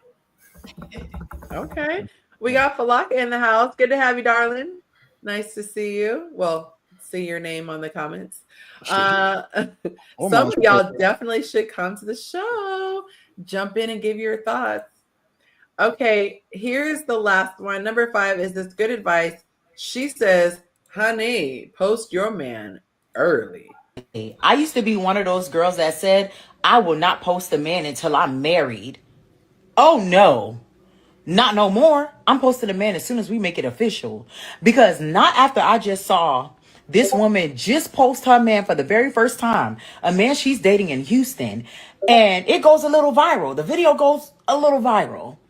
And the baby mama comments, if only he would pay his child support. Excuse me? But that's not all. Then there's other women telling their testimony of dating this man, saying run. And you may think, oh, they just hating. Listen, if it's more than one, call it a pattern. Post the man, because when you're dating, you don't know the man. Your friends don't know the man. Post the man because somebody on this internet knows the man. Post the man. Life just got a lot easier. Yeah. Well. Like we need a moment to collect ourselves after that. She said, post the man. Yeah, yikes is right, Tracy. So I will say this. There is something to be said for shady people when they are moving when they can move in spaces where people don't know them, right? Back in the day when there was community, you had a reputation. So if Ruben here was notorious for love bombing women and making all these promises and then bouncing, or he got kicked all over town, if Keisha came to town and started dating Ruben, people would naturally pull her aside and be like, I don't know, but he got about 7 different baby mamas and da da da da da da, right? So that's what would happen if hypothetically. But if you're in a place where you don't know this person from a hole in the wall, you're not going to find out until time. So I'm gonna play a little devil's advocate and say, I think I would want to know if there's a lot of drama surrounding somebody. But I don't like that it's coming from a fear base. Like, I'm worried, so I'm going to post. That doesn't sit right with me. Because initially I had a very negative reaction to the video. But I just want to add that one caveat. It would be nice to know, because I've watched a lot of those scammer shows where the person would run a scam and then move to a different city and then run a scam. And so these women were like, made it their life's mission now to go and catch other women before they got too deep in. So those are obviously extreme situations. But like I said, I'm being a little feisty and playing a little devil's advocate on this one. All right, what are your thoughts, panelists? So I don't know. I don't like. I feel like if I got to do all that, that's too much. If I got to post you, like you said, just to see if there's something negative out there, then you're probably not the person for me.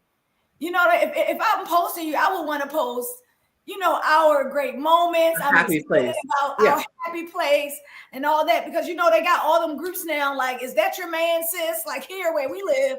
Is that your man, Central Texas? Is that your man? This, and I be looking like, dang.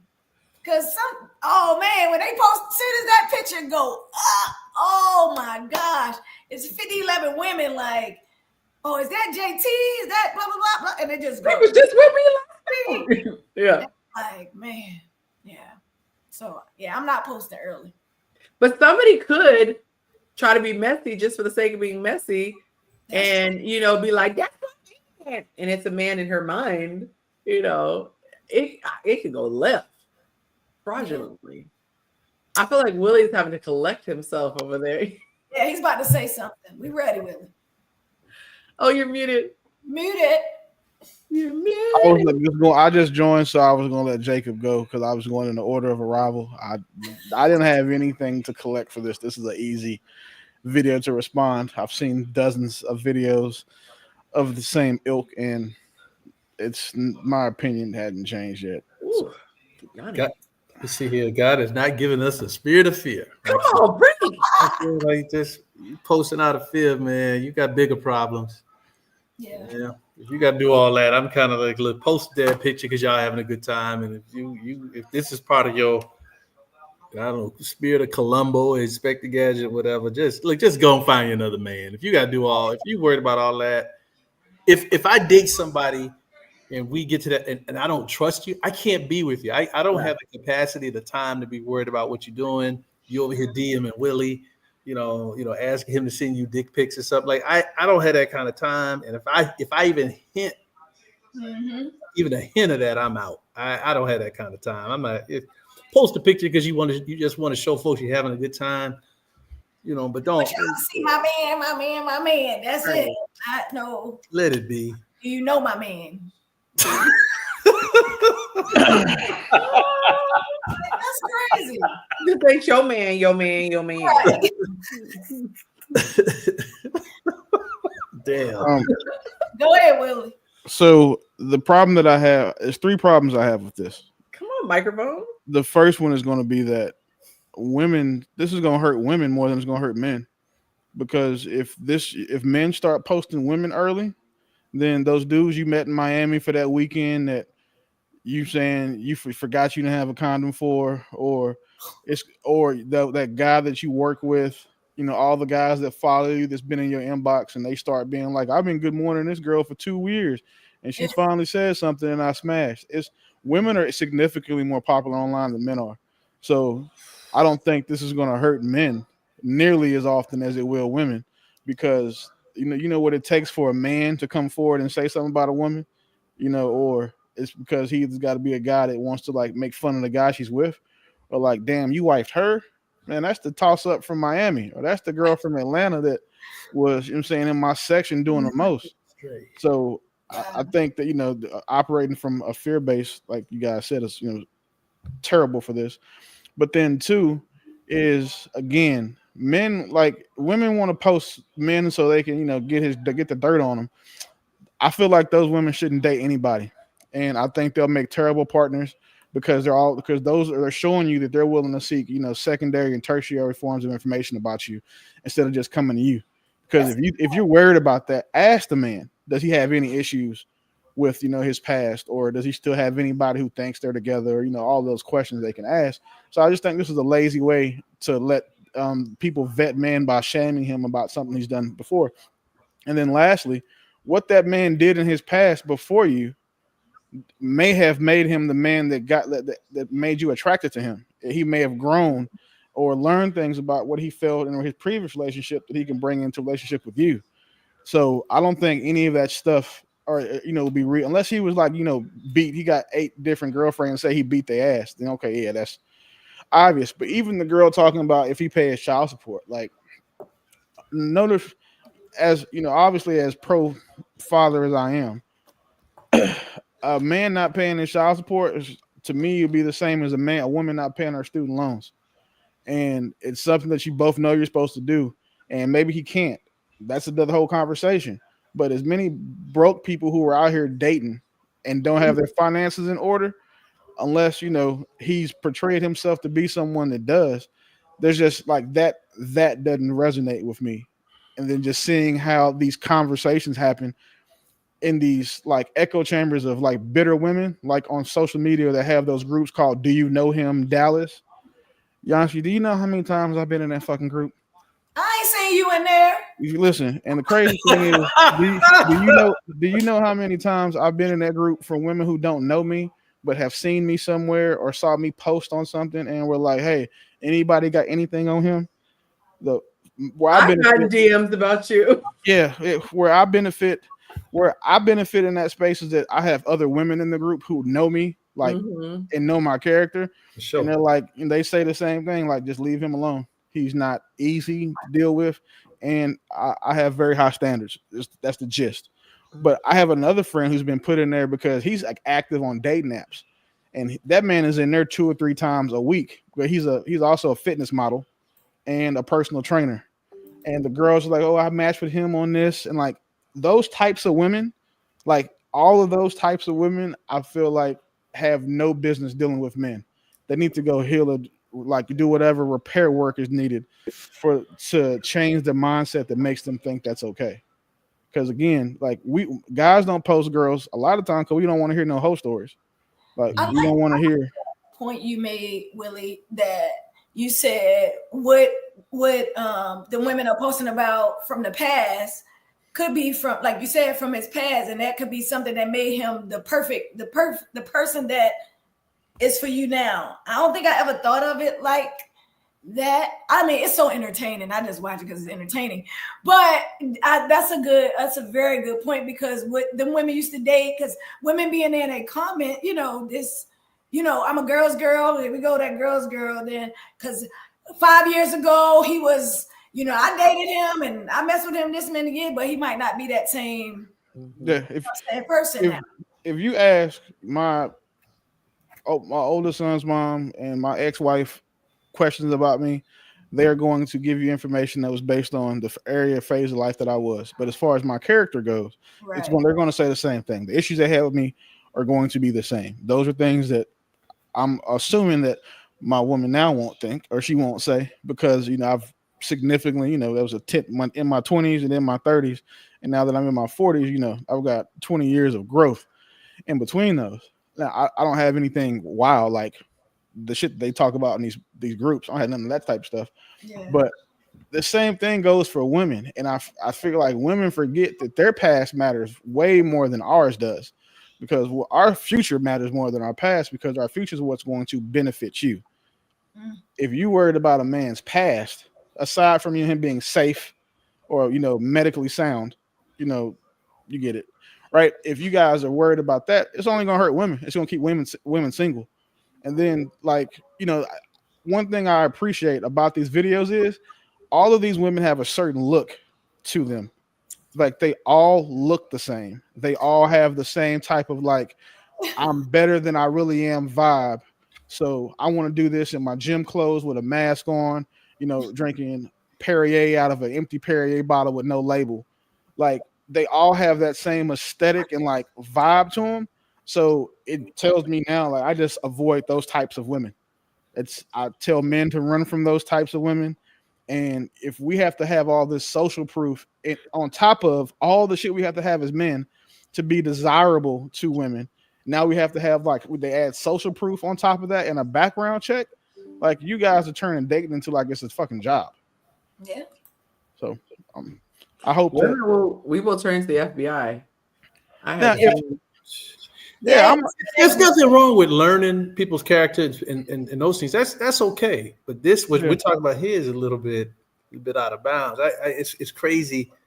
And I have friends I invited to the chat. They get a kick out of this. So somebody approached me not too long ago at work and said, the room about you is like you just like this playboy and have women over all the time. And she laughed. She was like, they don't know a damn thing about you, like, because she knows me. She's like, man, I'm not hard to find. I'm not out here like that. But people will make up stuff. I think when women do that, Jacob, they fishing. Like, they looking and they trying to get she was trying to learn through the other woman about you without saying, like you said, being direct and say, hey, Jacob, are you a playboy? But she wanted to know more about you. I'm telling, putting you on game. She wanted to know more about you, but she ain't know how to come to you and say, hey, Jacob, I heard I heard you a little playboy. Is that true? But she went through somebody else and asking them, or bless her. In it. That's what happened. But back to the original thing, what I don't like about women, if you want something to say what you want. Tell me what's on your mind. Say, speak your piece, state your business. I respect that so much. Like, outside of romantic situations, I really respect people who can speak their truth and do it. You could do it kindly, but just speak your truth. I just love it. Like, I crave truth. I crave it. I want to know that I'm dealing with something real, even if it's real hate for me. Like, just be real. Like, I don't like you. You rub me the wrong. Okay, cool. And then I don't like the fake, the following. Like, I just think it's so beautiful when people can be authentic.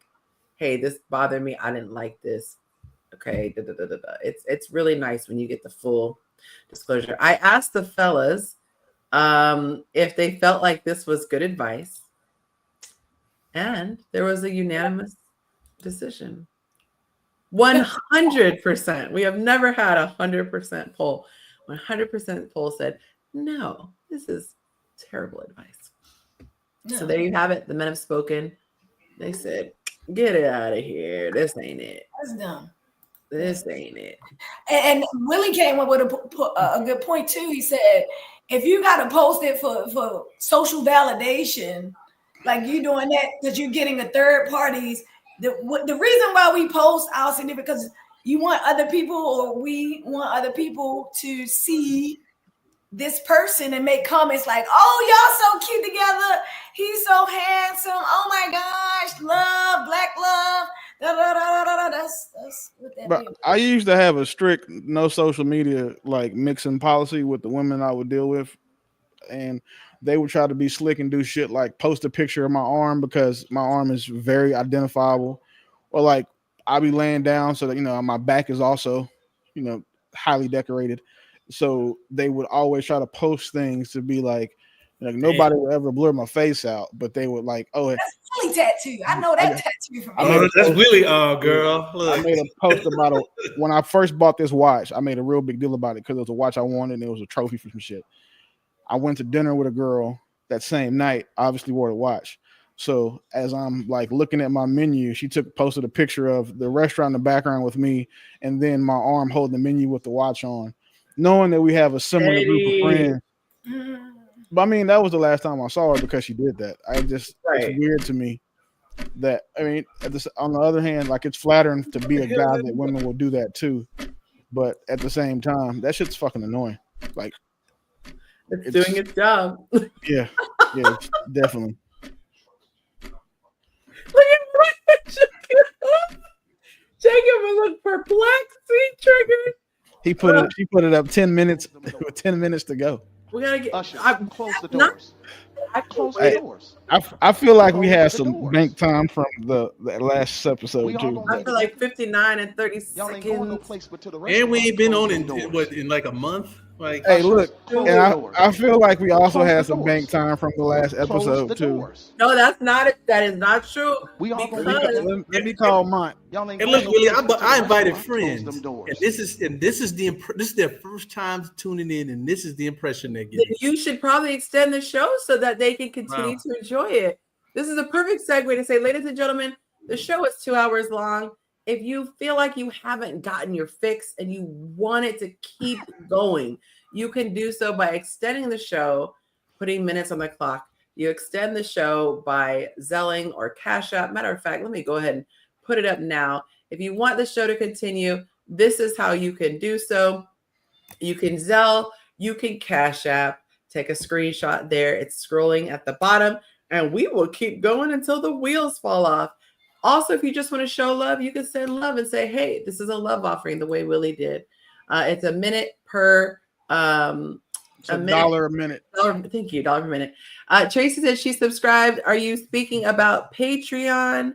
I'm not sure which one, or maybe she subscribed to the channel. We'll have to see. But thank you for joining in, Tracy. I see a lot of new names. We got Tracy. We had Sonia. I think I'm saying it right. We got John, the professional. A lot of new faces. We hope you guys come back. If it's Apple Cash, it can only be one person. Yep, that's Willie. All right, let me go ahead and put 30 minutes on the clock. And we got to give him his love in the, 30 Willie.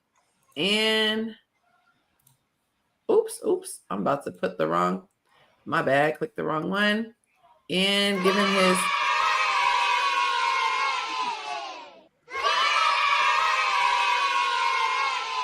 Thank you so much for extending the show. I appreciate it. Okay, Keisha, just now saw your comment. Okay, so let me put the time in the backstage chat like we discussed. That is our new end time. Thank you so much, Willie. All right, and we'll get back to the show. Okay. Appreciate it so much. Okay. Any other topics y'all want to get into? Since we just finished with the 5. Anything in particular you guys want to talk to? I was talking about Love Island. I wish some of y'all had seen the show so we could. They upstairs watching that shit now. I gotta go watch this crap. So it is. What'd you say, Jacob? I gotta go watch this now. Y'all keep talking about it. But before we get to that, I gotta go. I'm gonna get some new folks to the panel. I got some new people to come. I gotta get Sonia on the panel. She's something else. So Sonia, I'm hyping you up. Don't come on here and embarrass me. And keep our business offline. Anyway, but yeah, we're gonna get some new people here. We need some new blood and some different perspectives. So that's always fun. I'm gonna bring that's my goal. I'm gonna bring some new friends here. I appreciate that. I got some new panelists for you too. One of the things that I've been doing in my other podcast rounds is, I've been networking and making connections. So I'll be bringing next week. I'll have a couple of other people from other shows to come. One of them. Darwin. Okay, I gotta probably see a picture. Me and Bruiser. He's on. Okay. Yeah, Tim and like guys from that in that space. So I'll get him over here. Very nice. I appreciate that. Yep.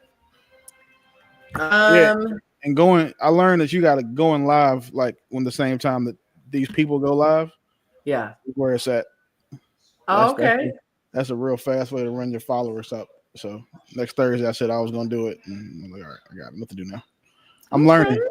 I've been learning these 2 weeks that I've had off. Yeah, I needed that little break. I had a good time in Cali. It was It was very much enjoyable. Let's see. I'm looking at some of these posts I put. See about having conversation. All right, y'all. This is the time. If you guys have any posts, you can also send it to me on Instagram. If you have any particular posts that you want to talk about, you can do so. Let's see. You could send it to me, DM it to me. Let me see what juicy stuff we can talk about here.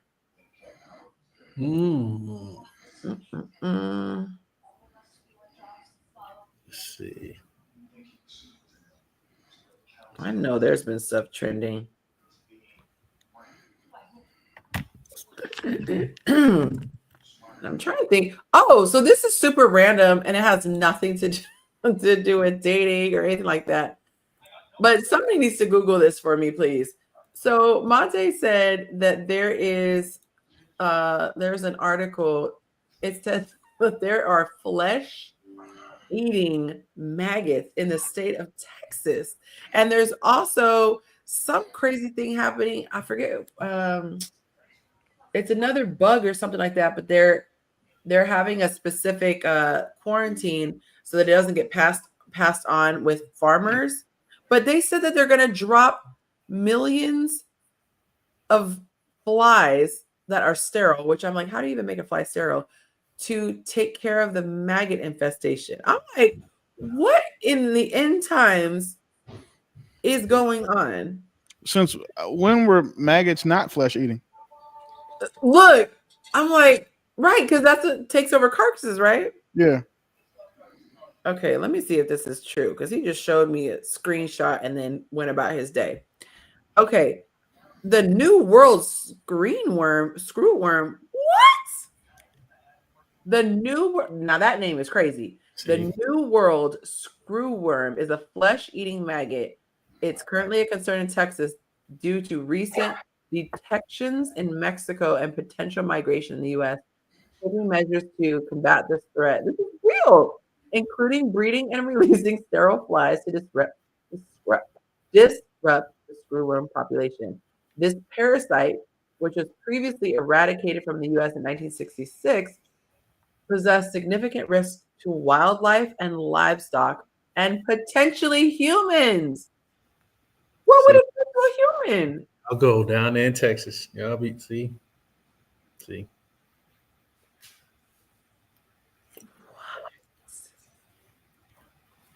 Okay, wait, but what would it do to humans? See, we just got regular old poverty up here in Michigan. We don't have them kind of problems. See, y'all got biblical issues. Let's not forget about your water. Detroit, that's Flint. Detroit got some of the best water in the world. I find that hard to believe just out of basic proximity. When you get a chance, Google. They said there is a nuclear bomb hits here. In the country, one of the best places to be is Michigan because there's access to fresh water. Detroit River. Now I ain't talking about Flint. Flint got some other issues, but Detroit is one of the places in the world you want to be. Yeah, I think I'm just gonna pick to be not somewhere that gets nuclear bombed. I'm gonna go to Canada. That's where they stay neutral. See, here we go. See, I'm looking this up. Oh, I probably shouldn't have. You're gonna go outside. You're gonna get a maggot and see in your lemon drop because drop the lemon drop. It says it feeds on living tissue, not just dead or decaying flesh, like most maggots. That's what makes them dangerous. It said they can invade a wound or an opening. They'll get through cuts, sores, or natural body openings like ears and nose. Damn. And the female lays eggs on the skin or the wound. Then they burrow in your flesh, chewing their way deeper. It can cause swelling, intense pain, skin. Stay up here, deal with the lightning bugs. See? And they multiply really fast. They can destroy your muscles, organs, and even bone. Damn shame. What? Violent in areas near the eyes, brain, or genitalia. It can be life-threatening. I don't understand, like, how would they even get to you? I mean, like, unless you're camping outside, sleeping.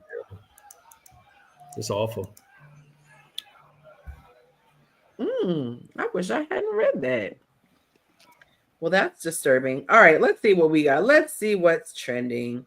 Oh, I know we could talk about this. Okay, so shout out to a little nudge. She goes by Little Nudge on Instagram. She's a dating coach, Erica, and she posts what people send her.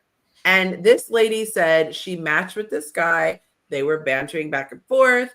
They planned to meet up for the first time, and he said, "I have a weakness for high heels." This gave her an extreme ick. And she said, "I don't even think I want to go on the date anymore." And so she took a poll. And of course, I participated in it. The overwhelming majority of women said, "Don't go on the date." I was one of the few that said, "Yeah, go on the date." I didn't know that I was supposed to be offended. So when I read in the comments, the women were really offended, saying that like he's not objectifying, but he say like, that's gross to do on the first date. Why would he, try to control what she's wearing? Tell him if he wants to wear the heels, he can. And I was like, I just feel like we're very sensitive. In the year 2025, I feel like there are a lot of things that people are offended by that are going to keep people single. And somebody said, if you didn't like it, you could just let him know. But I saw that as him trying to be playful. And then somebody asked, "Are you wearing heels in your profile picture?" She said, "Yeah, wedges." So it's like, I saw that as a way to flirt. Like, to me, that's like me saying, "Oh, I'm a sucker for a man in a suit or a man in a uniform." And so you show up in your uniform. Like, let me know in the comments, ladies, would that offend you? And I won't judge you, but I'm really curious to know. Can't do nothing these days. That confused me. I'm gonna hear what the women got to say on this one. I'm really interested in that. I want to know what I'm dealing with. I maybe need to put it in my story and ask the women to vote. You lost me when you said wedges. Yeah, Monte hates wedges too. Yeah, what's wrong with wedges? I think they're so cute in the summertime with a little sundress. Yeah, I mean, don't wear them every day, but a wedge. what's wrong with Yeah, what is wrong with the wedge, man? Willie. Everything. When you could just wear heels, or some flats like this wedges and kitten heels. Oh, kitten heels trigger me. Yeah, I'm with you on kitten heels. It's the same wedges. I just can't. I'm just not a fan. I don't know. I grew up hearing my stepmother talk shit about women who wear wedges, and I guess it stuck because it's second generation hate. Yeah, because they just look funny, and yeah, I don't like the quirky shit that's like on them sometimes. It's a lot for me. Women wear wedges with like a really nice summer dress, because I feel like wedges are the perfect thing where it's not really fancy. And you don't want to be in sneakers. It's like I'm still dressy, but I'm casual enough to be outside, or you're walking the heels because the grass, because you can't wear stilettos in the grass. Your foot will go through.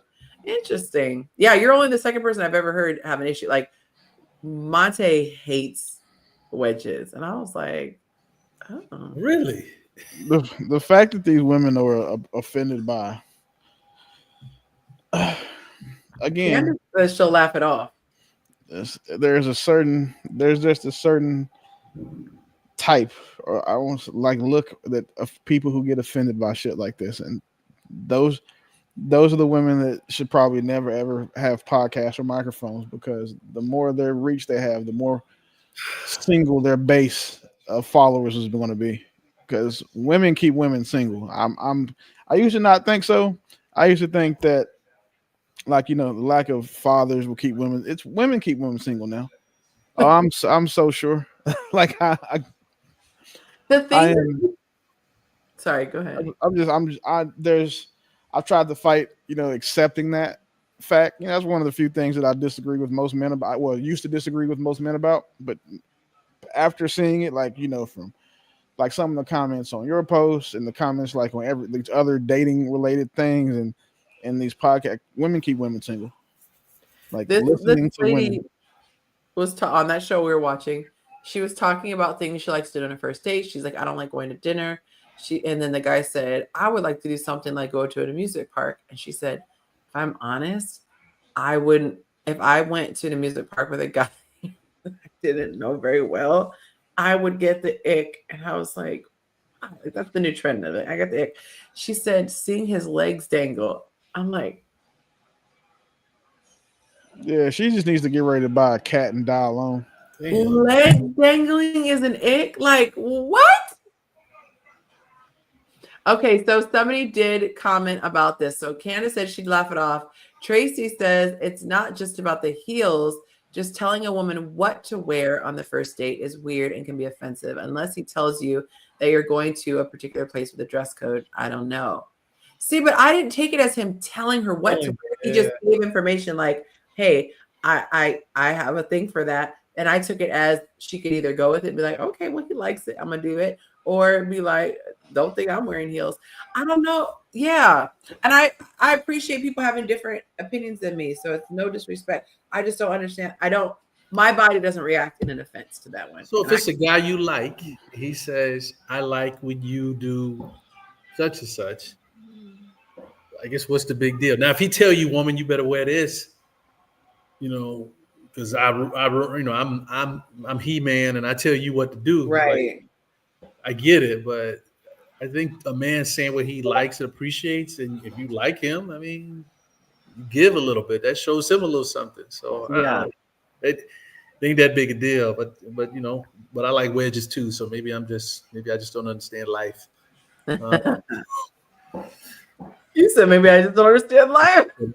You're not with it, okay? Yeah, I'm just apparently not. Some stuff just ain't that big a deal, and that's why I agree with Willie. Like some things, like you just like, is this what at this big age? This what we talking about? Like there could be some slim pickings, and I just think that you're two separate people coming from completely different backgrounds, and there are going to be things that you just have to talk about and work out. I don't really care for that. Now, if he says, I don't care, I like what I like, okay, then take a note from that. Sure. But I just feel like it's so hard to find someone you're compatible with, that you both find each other attractive, you both want to date.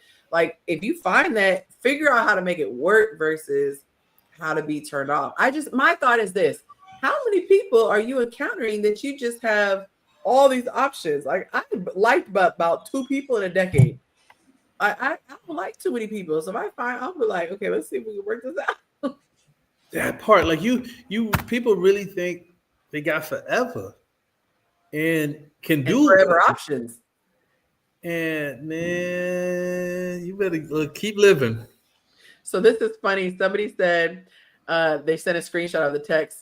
It's a segment called "There's Pee in the Dating Pool." He said, "That's what's up," which is WATZ, no period.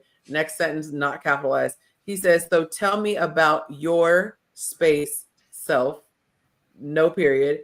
How old are you, comma, no question mark. What is your pep peas? Pep. Sound like very excited vegetables. Pep peas. What is your hobbies and interest? Not interests, interest. So everybody is talking about what their pep peas is. My pet peas is when people cut me off and can't spell. Oh my God. That is so funny. Pep peas. I'm to me, it's like if you have a typo, that's one thing. But if you can't have proper sentence structure and I'm getting to know you through messaging, I'm gonna be really turned off. That's gonna be a no for me. Women. I thought you were working on this, Yonci. We're gonna fix all this, and so I mean, yeah. Oh, okay. I got something juicy. Uh-oh. Okay, here's the picture. It's kind of blurry, but you can see who's this? Who this, Harpo? You said what? Who this, Harpo? Some random girl. When I open up Threads, she said, "I can't make this up. A guy told me because I wear my hair natural most of the time, it makes me look lazy. And I need to straighten it sometimes or do different styles. LMAO. Sir, who TF asked you?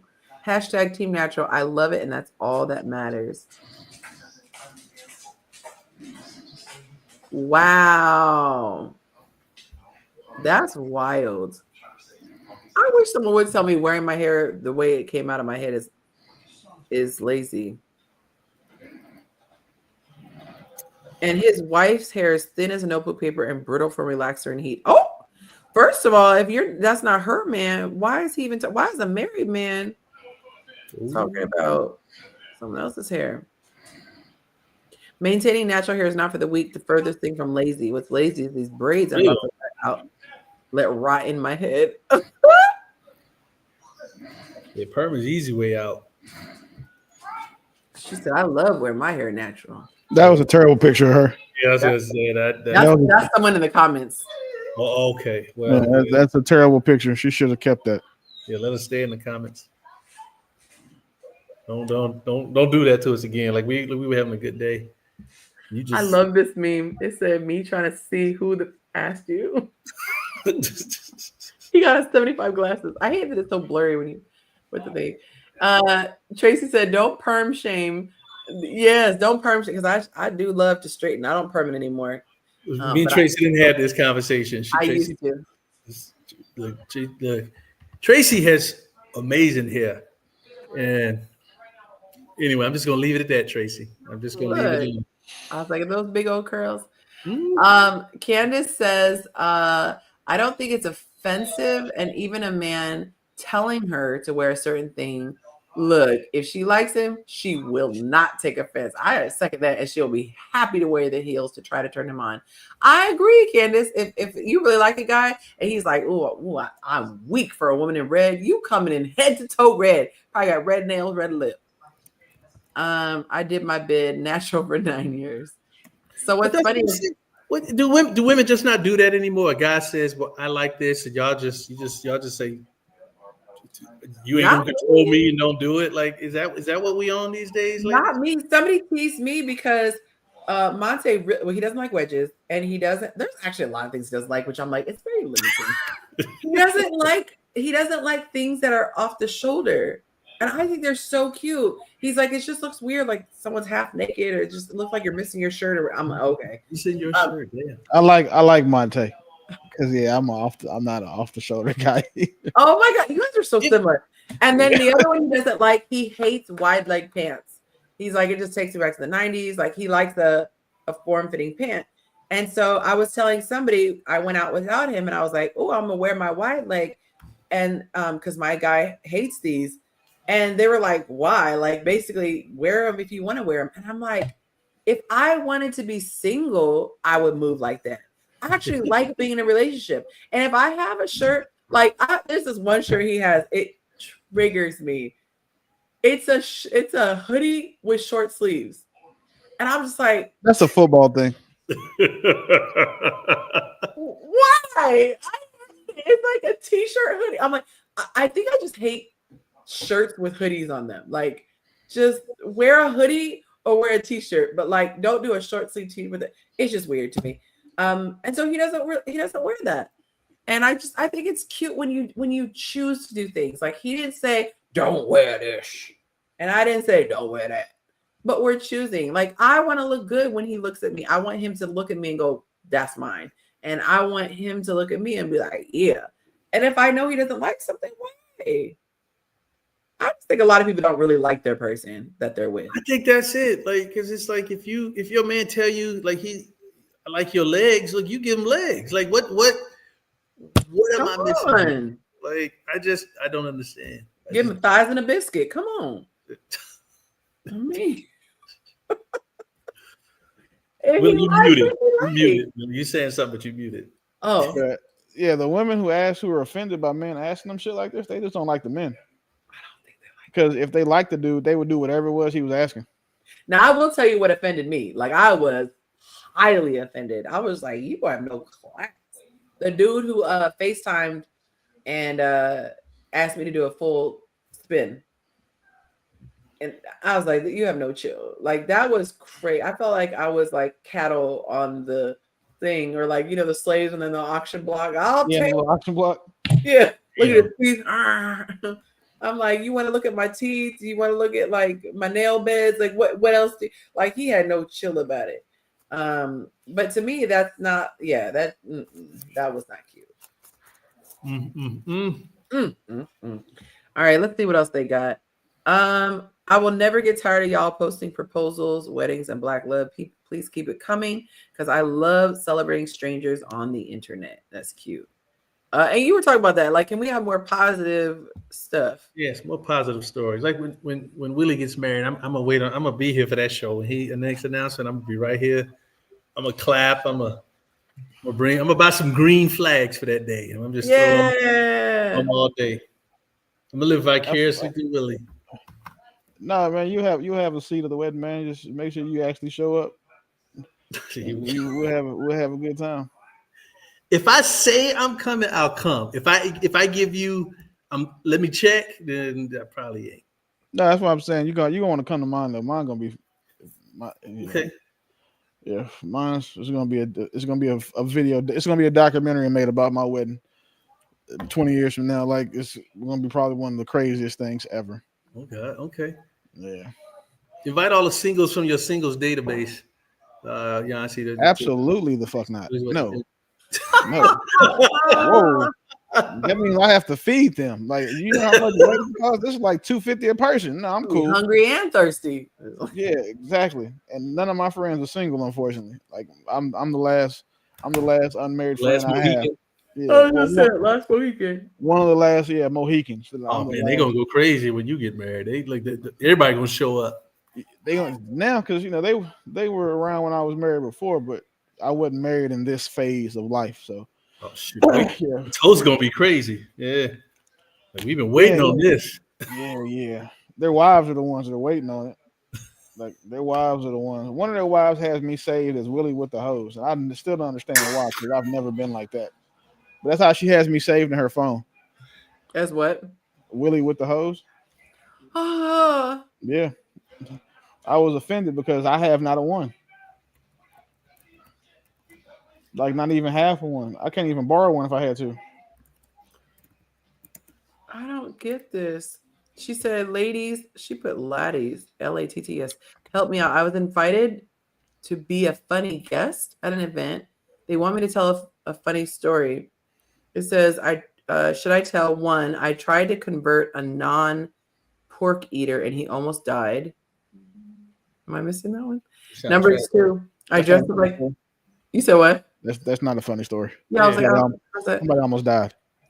It says I dressed up like a Power Ranger to break into my man's house and get freaky, but I got arrested.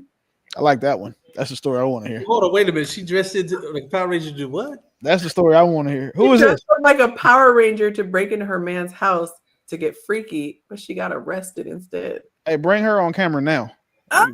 Wait a minute, Number three, I broke up with a man after finding out he had plastic surgery and seeing his baby pictures. And number four, I tried to get freaky on a balcony. Oh, he fell over and we got tickets? Tickets.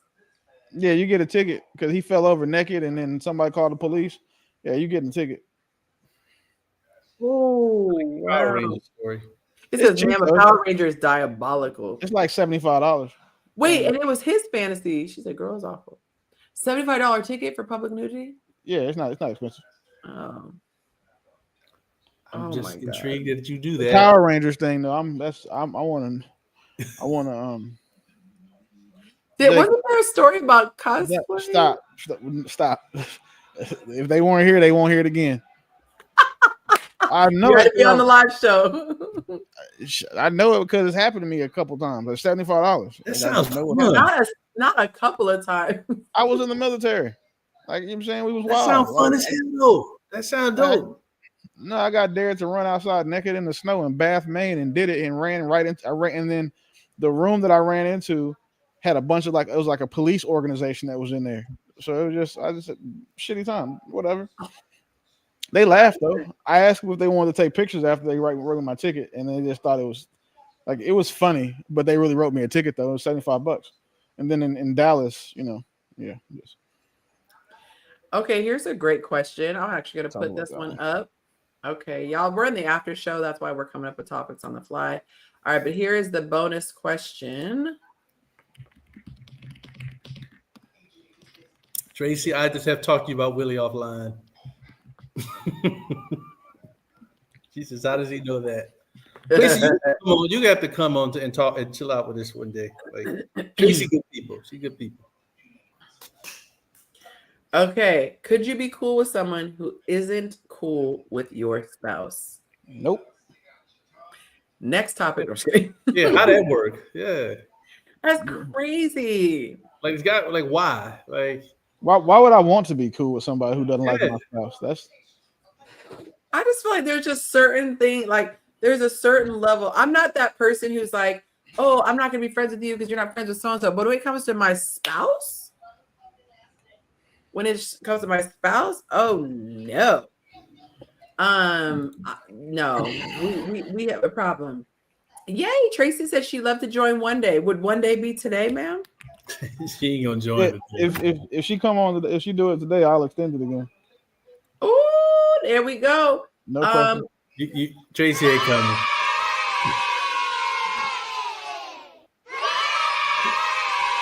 You'll come another time, but love offering of $20. Thank you so much, Candace. Really, really, really appreciate it. Thank you, thank you, thank you. I feel the love. All right. Excuse me.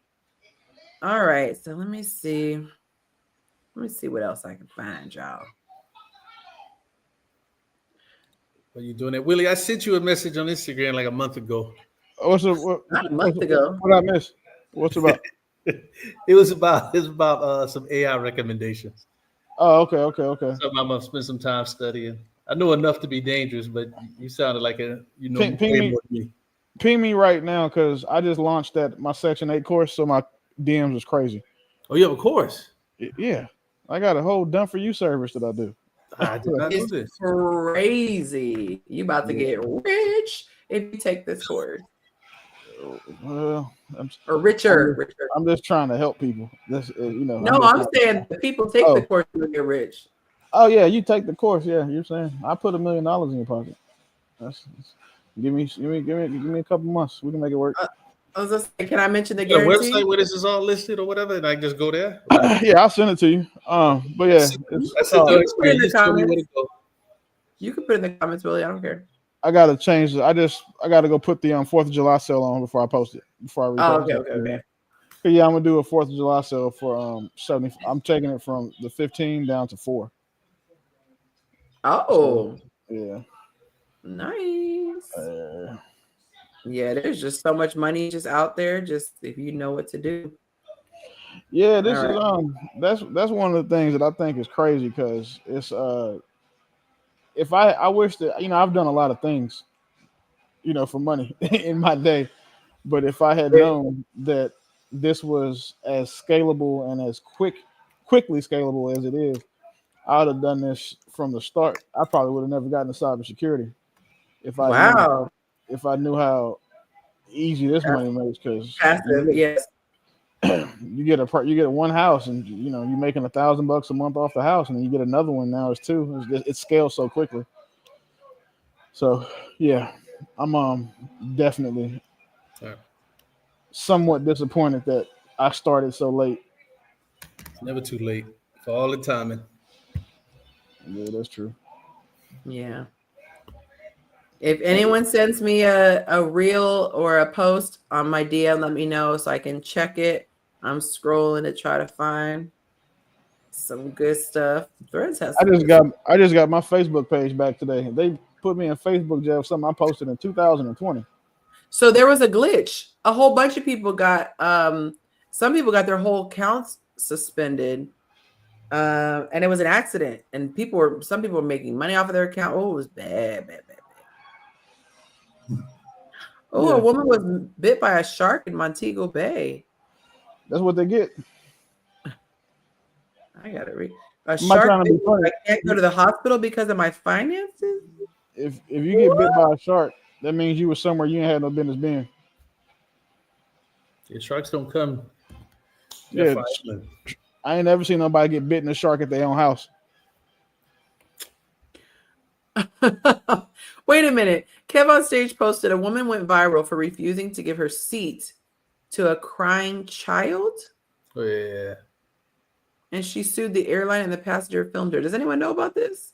Yeah, some woman. At least I heard about it. Some woman wanted, like the kid wanted the seat, and asked could they switch, and she didn't want to, and the kid. If this is the same story, the kid started acting crazy, and I don't know. It's just people feel entitled. We appease our kids too much. It's almost sit down, shut up, and if you blink, I'm gonna knock you in the next week. Why would somebody feel entitled to someone's? Welcome to 2025. Okay, I gotta do some research. Anyone in the comments, y'all see this? There's many flights that I've been on, and I've never had somebody.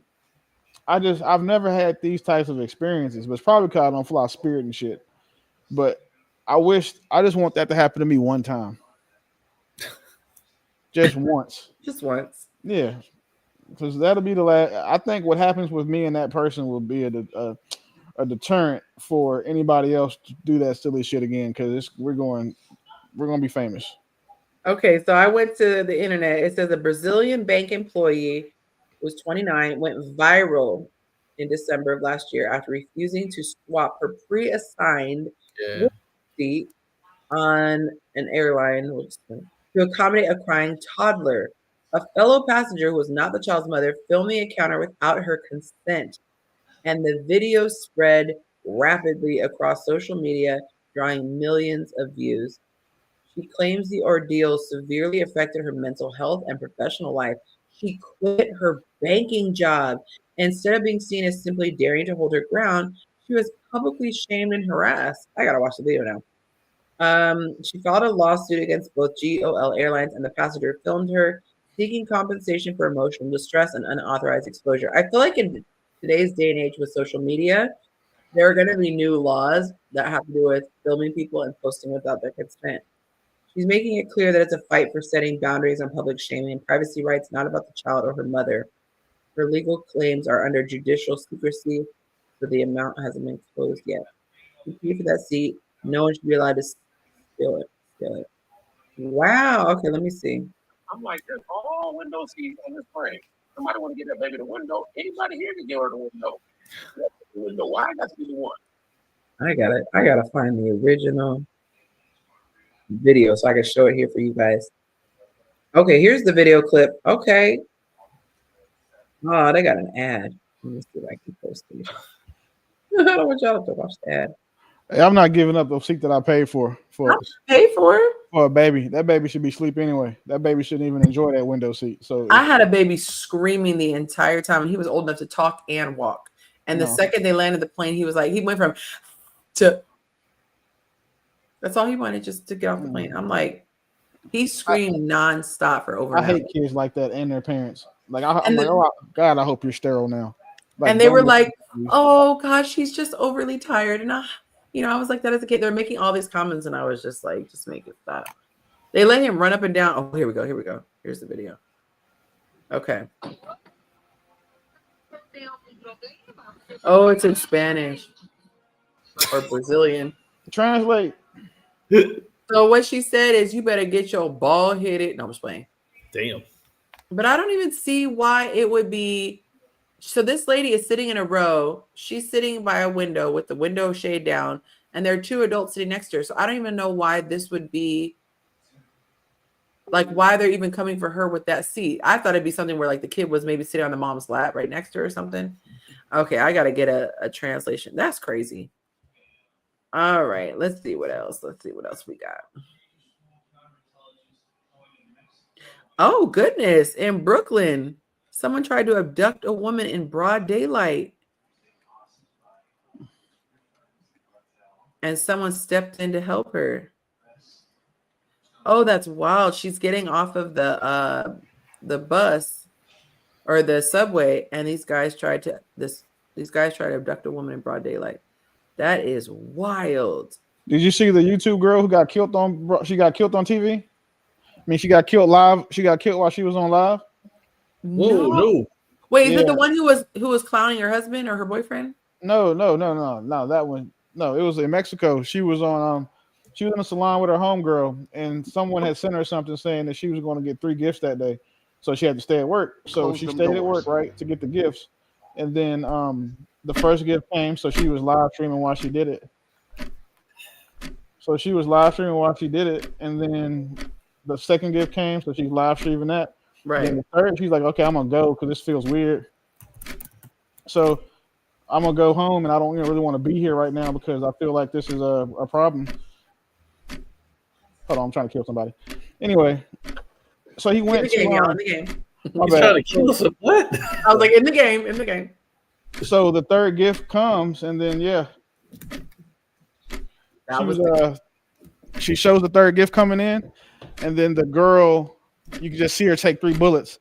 She slumps over, and then the friend that was in the salon with her comes over and picks up the phone and turns the live off. That is crazy. That shit was nasty.